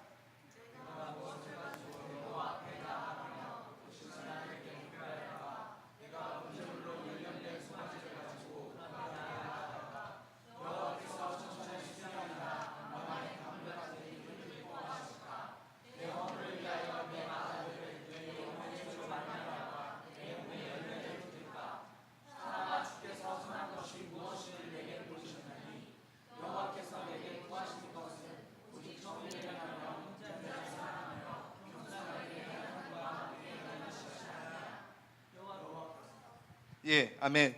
자, 주께서 선한 것이 무엇임을 보였다고 얘기했는데, 여호와께서 구하신 게 무엇입니까? 정의를 행하는 것이에요. 여러분, 그런 얘기 있죠. 순종이 제사보다 낫다고. 하나님 말씀을 순종하는 것이 예배인 줄 믿습니다. 그냥 우리가 하나님 앞에 예배 순종하지 않고서 예배하고, 그건 단지 종교생활 뿐이에요.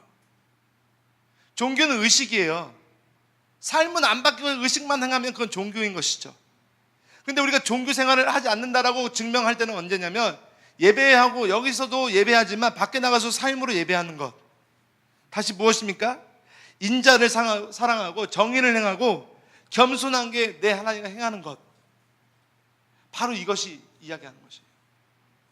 오늘날 대한민국을 보세요. 수많은 크리스찬들이 있다고 하지만 여러분, 바닷물의 농도, 염도가 몇 퍼센트인 줄 아세요? 짠맛을 내는 염도가요? 깜짝 놀랐습니다. 예, 3%. 3%가 바닷물을 짜게 한다고 얘기해요. 근데 이 대한민국이 아무리 지금 크리스찬이 줄어든다고 하더라도 제가 볼 땐 대한민국 인구수의 3% 이상은 넘어요. 우리가 남은 자만, 이제 좀 이따 나중에 이제 스가랴서에 보면 남은 자 얘기할 텐데, 남은 자만 제대로만 서도 다시 한번 이 대한민국에 희망이 있는 줄 믿습니다. 남은 자만 제대로 한다면. 하나님이 원하신 게 천천의 어떤 수양, 그게 원하신 게 아니에요. 기름 원하신 게 아니에요. 나중에 말라기서 보겠지만 말라기서도 마찬가지입니다. 성전이 이제 포로에 돌아오고 성전이 회복됐는데도 불구하고 백성들의 삶은 바뀌지 않아요. 병든 양, 병든 소 드리기 시작하고 정말 하나님이 원하시는 제사장의 제사법에 의해서 예배하지 않습니다. 근데 여기서 하나님 뭐라고 말씀한 줄 아세요? 누가 좀 성전문 좀 닫아줬으면 좋겠다. 나 이런 예배 받기 싫다. 성전문 좀 닫아줬으면 좋겠다. 차라리 예배 드리러 오지 마라. 그게 하나님의 마음을, 그 싫어하는 마음을 대변하는 것이에요. 여러분, 이 미가서를 통해서 다시 한번 여러분이 깨어나신 여러분 되시길 축원합니다. 아멘. 예, 나머지는 책을 참조하시길 축복합니다. 자, 나훔서로 넘어갑시다. 자, 나훔서는요, 니느웨에 임박한 심판에 대해서 이야기해요.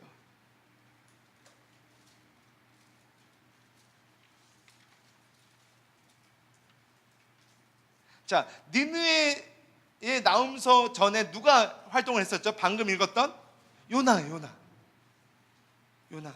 그로부터 한 150년 후에 이제는 나훔이라는 선지자가 다시 니느웨에 가서 이 니느웨의 멸망을 선포합니다. 그리고 니느웨의 멸망을 묘사하면서 어떻게 심판하실지, 또 니느웨가 멸망할 수밖에 없는 이유에 대해서 이야기해요. 그게 왜 멸망할 수밖에 없는 이유가 무엇이냐면 영적 음행과 우상숭배와 마술행하는 일들, 그리고 여러 나라를 미혹했는데 이것이 니느웨의 멸망의 원인이 되었다는 것이에요. 그러면서 니느웨가 어떻게 멸망할 것인지, 그 니느웨는요, 그 키워드는 뭐냐면 전쟁과 물이에요. 물. 나중에 그 강한 아수르가요, 누구에 의해서 멸망당한 줄 아세요? 바벨론에 의해서 멸망당해요. 그보다 더 큰 제국에 의해서 멸망을 당해요.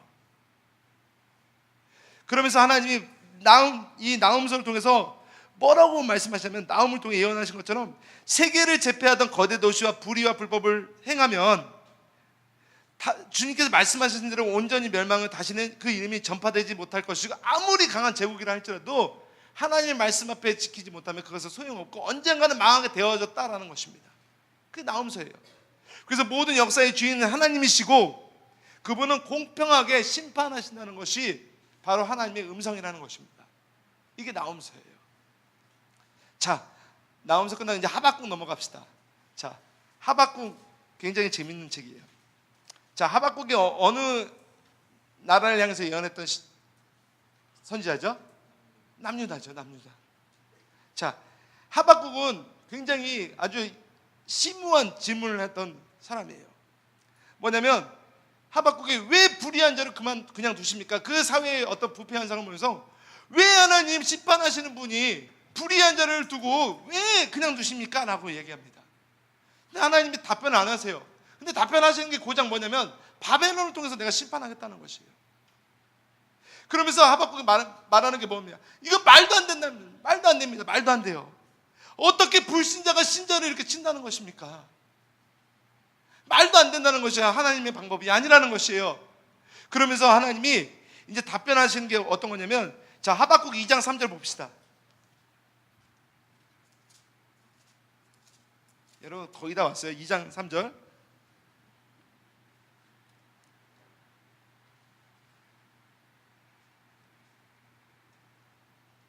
예, 같이 읽어보겠습니다. 시작.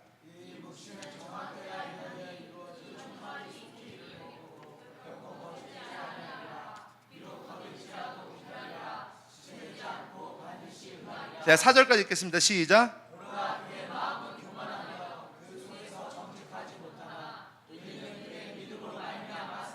할렐루야. 이게 답이에요. 의인은 믿음으로 사는 것입니다. 보이는 현상에 의해서 거기 좌지우지하는 게 아니라 하나님의 말씀을 보이지 않는, 하나님의 말씀이 보이지 않는 것을 믿음으로 사는 것이 바로 의인이라는 것이에요. 여러분, 오늘날 이 시대를 향해서도 얼마나 불만이 많아요. 우리가 충분히 이야기할 수 있어요.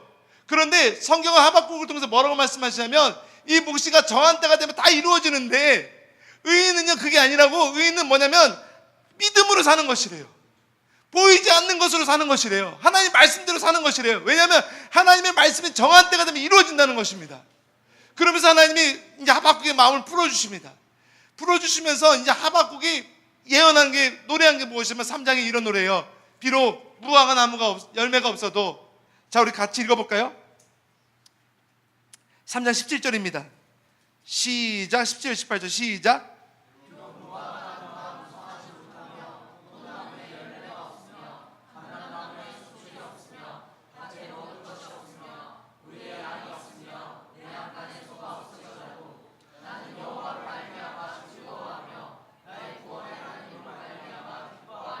아멘, 아멘, 아멘입니까? 예, 바로 이게 의인의 태도인 것이에요. 여러분, 이런 은혜가 여러분 가운데 있기를 축복합니다. 사회의 부조리와 사회의 잘못된 시스템으로 인해서 우리 가운데 어떤 혜택이 돌아오지 않는다 할지라도, 여러분 그런 걸로 인해서 마음 상하는 것이 아니라, 오히려 정한 때 이 묵시가 하나님의 심판들이, 하나님의 계수하는 날들이 분명히 오는데, 그날까지 우리는 믿음으로 사는 것이에요. 비록 우리가 돌아오는 열매가 없다 할지라도, 내 삶이 어떤 형편이 그렇게 형편이 막 그럴듯하게 부유하지 못한다 할지라도, 아예 모든 게 다 없어진다 할지라도 여호와 한 분이면 충분합니다라고 그런 고백을 하면서 하나님의 정한 때를 기다리는 것이 바로 하박국의 메시지라는 것입니다. 여러분 가운데 그런 은혜가 있었으면 좋겠어요. 특별히 새벽 기도 하시잖아요. 새벽 기도에도 여러분 그런 경험들이 있으실 거예요. 그런 마음이 있으실 거예요. 왜 해도 변하지 않는 것일까? 나는 이렇게 헌신하는데 왜 이렇게 변하지 않는 것일까? 여러분, 신앙은요, 응답은 여호와께 있는 줄 믿습니다. 우리가 아무리 어떤 기브 앤 테이크, 예 맞아요, 드리는 거 맞아요. 그러나 우리의 원하는 때가 있는 것이 아니라 하나님의 정한 때, 그 누구도 해할 수 없고 그 누구도 하나님이 하셨다라는 이야기를 들을 수 있는 하나님의 때에 맞게 하나님이 그런 역사를 베푸신다는 것이에요. 선지서를 통해서 이런 관점도 열리시기를 축원합니다. 그래서 하박국의 주제는 그것이에요. 의인은 믿음으로 말미암아 사는 것이에요. 제가 좀 적어볼게요. 아모스는 정이에요. 자, 오바다는 에돔에 향한 경고. 근데 이거는 형제 사랑이에요. 자, 요나는 하나님의 선교예요. 이런 키워드만 알고 있어도 충분히 여러분이 이해가 되실 거예요. 미가는 실천하는 신앙.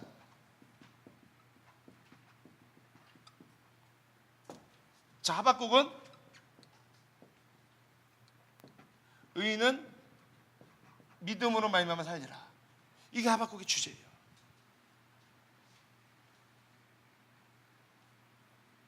자, 이제 스바냐로 넘어가겠습니다. 여러분 4개 남았습니다. 4개. 할렐루야. 예.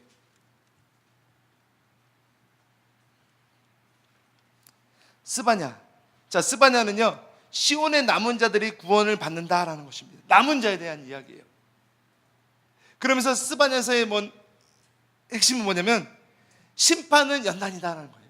반드시 심판은 올 텐데, 그렇지만 이것은 연단이고, 그 남은 자가 그 심판 중에서도 회개하고 돌아오는 자는 하나님이 다시 한번 기회를 주실 것이고 구원의 은총에 참여한다는 것이 바로 스바냐예요.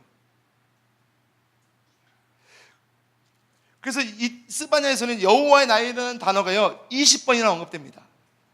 또 황폐란 이 단어가 7번을 의미하고 남은 자는 4번. 굉장히 이것이 반복돼요. 여호와의 날, 황폐, 남은 자. 여호와의 날이 무엇입니까? 황폐된다는 건 뭐예요? 심판의 날이 온다는 것이에요.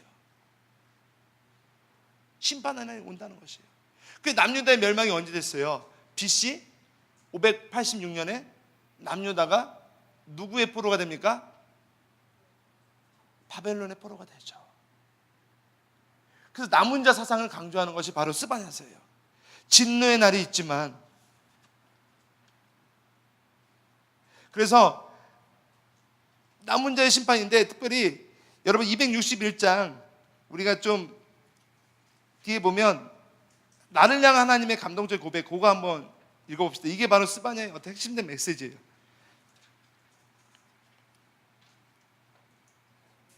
자, 시작.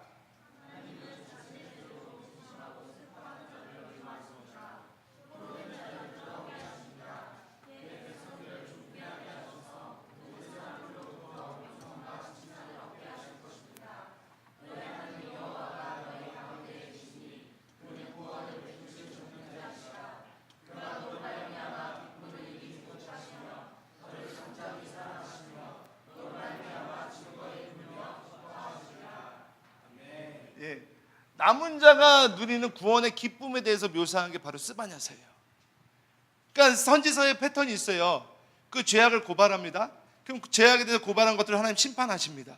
그렇지만 심판의 메시지가, 주된 메시지가 어떤 것이냐면 회복, 그 심판은 아주 저주가 재앙이 멸망할 거지만 결국에 하나님 회복하시는 또 다른 어떤 회복과 약속을 주신다는 것이에요. 스바냐서가 바로 그런 것입니다.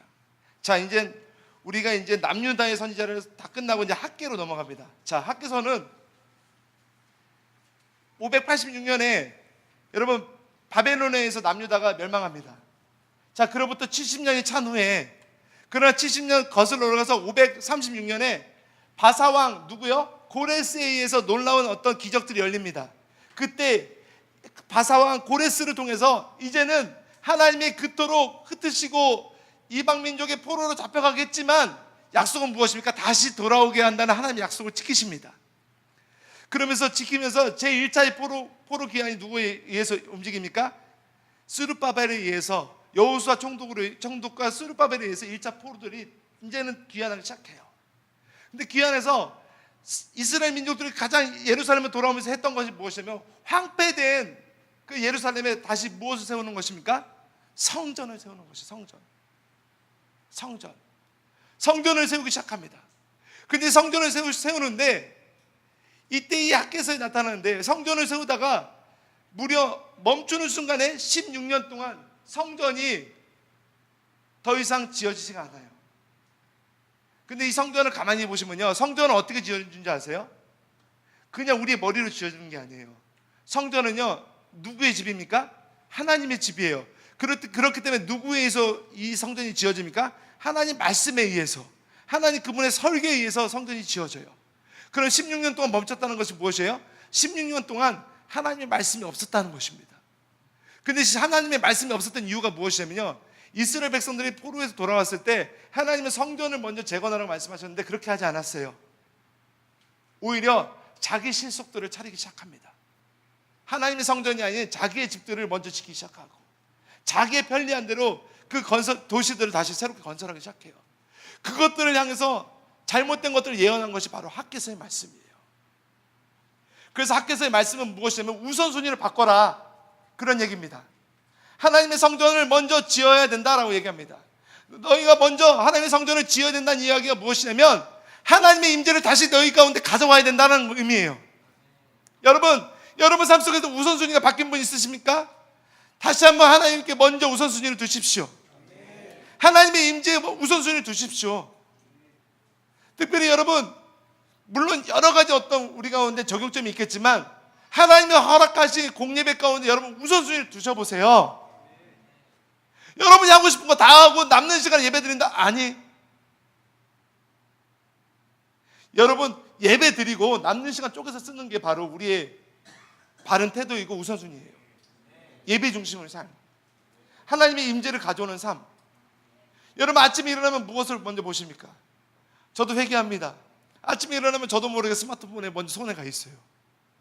근데 일어나면 요즘엔 가급적이면 스마트폰을 멀리하고 일어나자마자 하나님 말씀을 갖고 제가 저희 예배실로 가요. 여러분 하나님의 말씀과 하나님의 임재에 우선을 두십시오. 그러면서 학개서에 뭐라고 얘기하냐면 내가 다 진동할 것이다 얘기합니다. 다 흔들 것이다 라고 얘기해요. 근데 학개서에 16년 동안 공백기에 다시 성전을 건축했는데요, 그때 백성들이 어떻게 하냐면 예전에 솔로몬의 영광에 그 빛나는 성전을 봤는데 학개서와 스가랴서에 나와 있는 성전은요, 거기에 비하면 너무나도 형편이 없어요. 그러면서 형편이 없는 상황 가운데서 하나님이 학개서를 통해서 다시 말씀한 게 뭔지 아십니까? 이전 영광이 지금의 영광이 나중 영광, 할렐루야. 이전의 영광이 지금보다 나중의 영광이 더 클 것이라고 이야기하는 것이에요. 은도 내 것이고 금도 내 것이라고 이야기하기 시작하는 것이에요. 비록 너희가 이 성전에서 온전하게 짓지 못한 것 같다 할지라도 하나님의 마음은 그것이 아니라, 다시 말해서 뭐냐면 지금의 영광이 아닌 나중 영광이 더 클 것이라고 예언하시면서 결국에는 무엇인가 메시아 사상을 집어넣기 시작하는 거예요. 이 동시대에 같이 사역했던 사람이 스가랴서입니다. 여러분 스가랴서로 넘어갑니다. 스가랴서예요. 그 스가랴서 뭡니까? 이스라엘의 구원자 메시아에 대해서 이야기합니다. 그래서 스가랴에서 보면 8개 환상이 많아요. 그리고 4개의 메시지가 있고 2번의 경고가 나옵니다. 그래서 이 이상들은 결국에는 어떤 것을 의미하냐면 다시 하나님의 나라가 회복될 것이다, 메시아가 올 것이다, 예루살렘이 회복될 것이다, 이것을 예언한 것이 바로 스가랴서예요.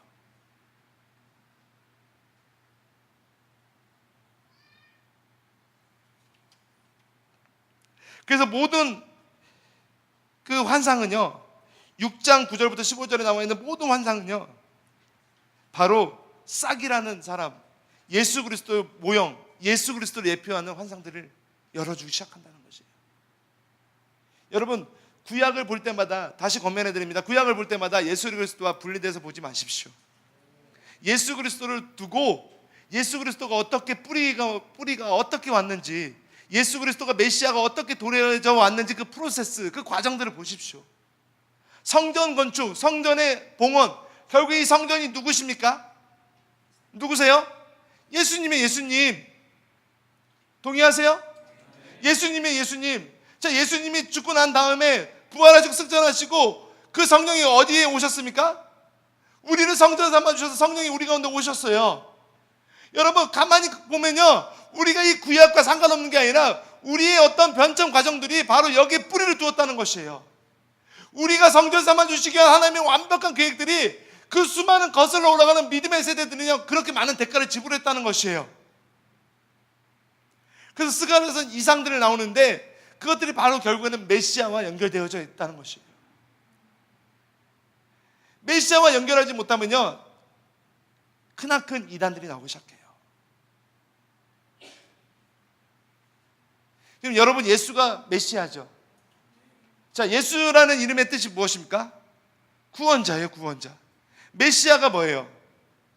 그리스도, 기름 부음 받은 자. 헬라 말로는 그리스도, 메시아는 히브리 말로 기름 부음 받은 자예요. 근데 메시아는 무엇입니까? 왕과 선지자와 제사장이 동시에 이 직임이 가능한 자가 바로 메시아예요. 구약에 보면 왕이 있었고요, 제사장이 있었고, 선지자가 있었고, 그건 다 무엇입니까? 메시아의 사역들을 감당했던 자들이에요. 메시아의 사상들, 메시아의 사역들. 지금 여러분, 우리가 다시 오실 메시아를 기다리고 있죠. 동의하십니까? 그 메시아가 우리 가운데 성령으로 오셨습니다.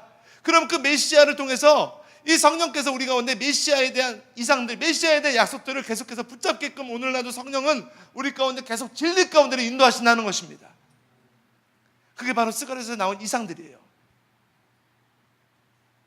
그렇게 해서 이제 포로 귀환이 되고 나서 그렇게 이제 성전 건축이 됐는데, 마지막 말라기서에 어떤 일들이 일어나냐면, 자, 말라기서 봅시다. 말라기의 뜻은 무엇입니까? 메시아의 사자예요. 메시아의 사자. 말라기서에서 가장 큰 죄악의 2가지가 있는데요, 하나는 무엇이냐면 형식주의, 하나는 회의주의예요. 형식주의.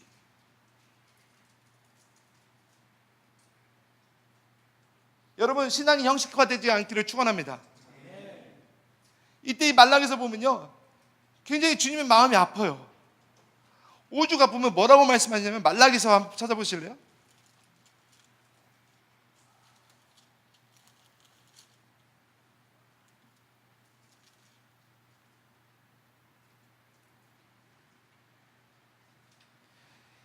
(1장 2절) 읽어보세요. 시작.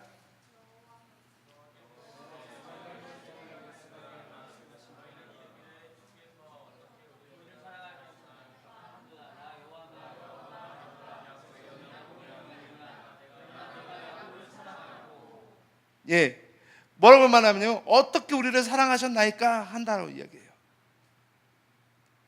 내가 너희를 사랑한다 하나님 물으셨어요. 그런데 백성들이 뭐라고 얘기하면, 어떻게 우리를 사랑하세요? 지나온 역사 속에서 수많은 어떤 기적과 이사를 통해서 하나님 일하셨음에도 불구하고 어떻게 우리를 사랑한다고 말할 수 있어요, 하나님? 그러면서 이스라엘 백성들이 병든 소리를 들리기 시작해요. 거짓되게 형식적으로 예배하기 시작해요. 하나님이 그렇게 이스라엘 민족을 사랑하셨음에도 불구하고 그분의 마음은요, 심판하고 싶지 않고 오히려 다시 회복하고 싶은데 약속 때문에 흩으셨고 심판하셨고 다시 그것들을 기적적으로 불러 모으시고 회복하셨고 성전을 다시 재건하셨고 복구하셨음에도 불구하고 여전히 이스라엘은 변하지 않는 아픈 현실이 여기에 쓰여져 있다는 것이에요. 형식화되어져 있고 회의주의. 그러면서 어떻게 합니까? 제사장과 레위들에게 갖춰진 11조를 떼어먹기 시작해요. 11조에 대한 것들, 그리고 가정생활에 대한 것들, 사회생활에 대한 것들, 모든 부분에 있어서 하나님이 다시 한번 촉구하시면서 다시 돌아오라 라고 말씀하시는 것이에요. 이 말라기서 말씀에 보면 마지막에 이렇게 맺죠. 나중에 아버지의 마음이 자녀에게로, 자녀의 마음이 아버지에게로. 우리 말라기서 마지막 말씀 찾아볼까요?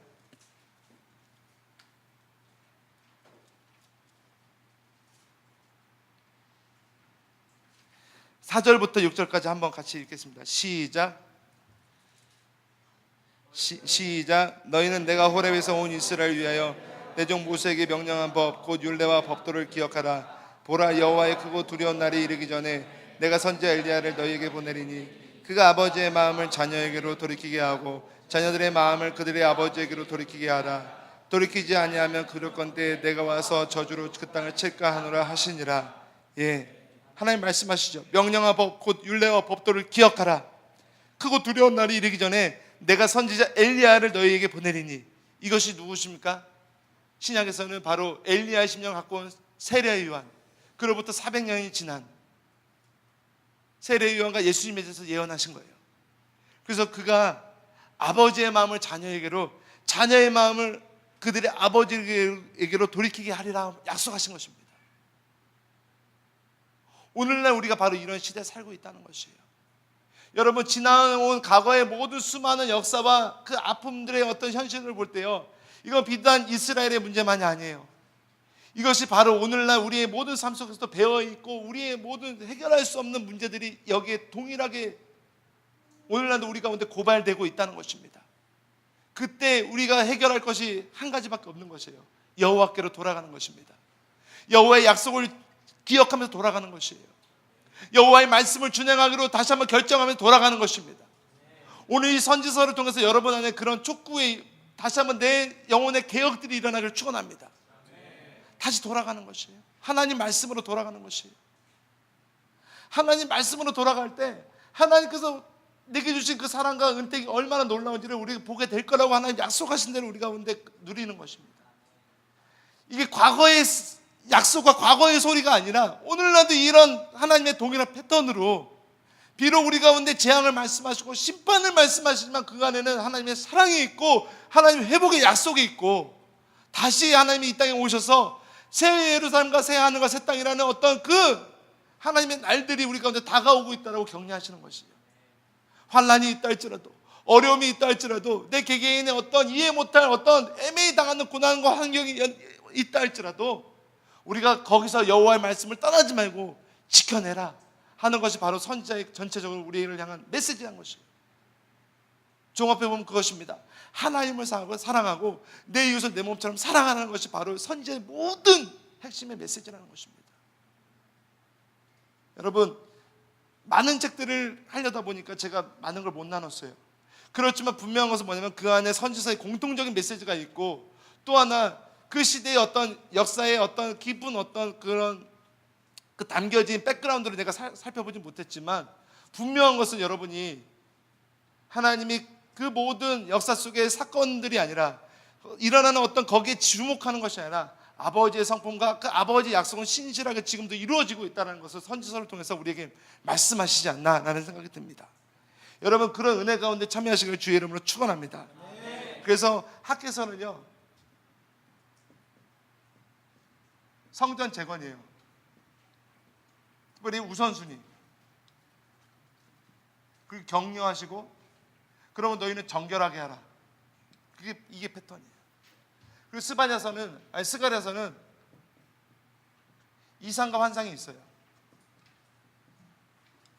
결국에는 예루살렘 성전의 완성인데 이것은 바로 예수 그리스도를 향한 예언이에요. 그리고 말라기서는 온전한 순종,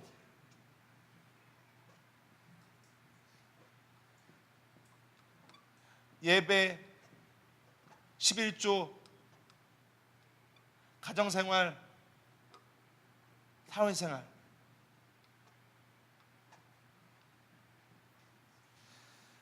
그래서 모든 부분에서 온전히 순종하라는 그런 하나님의 메시지가 있다는 것입니다. 뒤죽박죽 어떻게든 일단은 끝냈습니다. 여러분 이 짧은 시간에 들어주셔서 감사하고 다시 한번 우리가 이 시간 좀 기도하면서 우리가 마무리하고 싶습니다. 우리 한 가지만 놓고 우리 기도했으면 좋겠어요.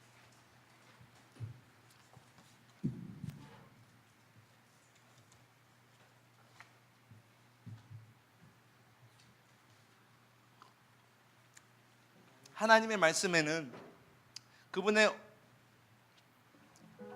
준엄한 말씀이고 계명이 있지만요, 그 깊은 이면에는 아버지가 우리를 사랑하신다는 목소리입니다. 저는 여러분 가운데 하나님의 사랑들이 더 회복되었으면 좋겠어요. 비록 지금의 내 삶에 있어서 곤경과 어려움이 있고 또 내가 여러 가지 어떤 실수로 인하여서 그 대가를 지불하고 있는지도 모르겠어요. 그렇지만 그 모든 것조차를 하나님의 사랑 안에서 우리는 이겨낼 수 있고, 그 모든 것을 다 이렇게 다시 한번 눈을 열어서 보기 시작하면 아버지의 손길이 얼마나 세심한지 우리 안에 보이기 시작할 것입니다. 하나님, 나의 눈 열어 주를 보게 하여 주십시오. 아멘. 나의 눈 열어 다시 한번 하나님의 사랑으로 돌아가게 하십시오.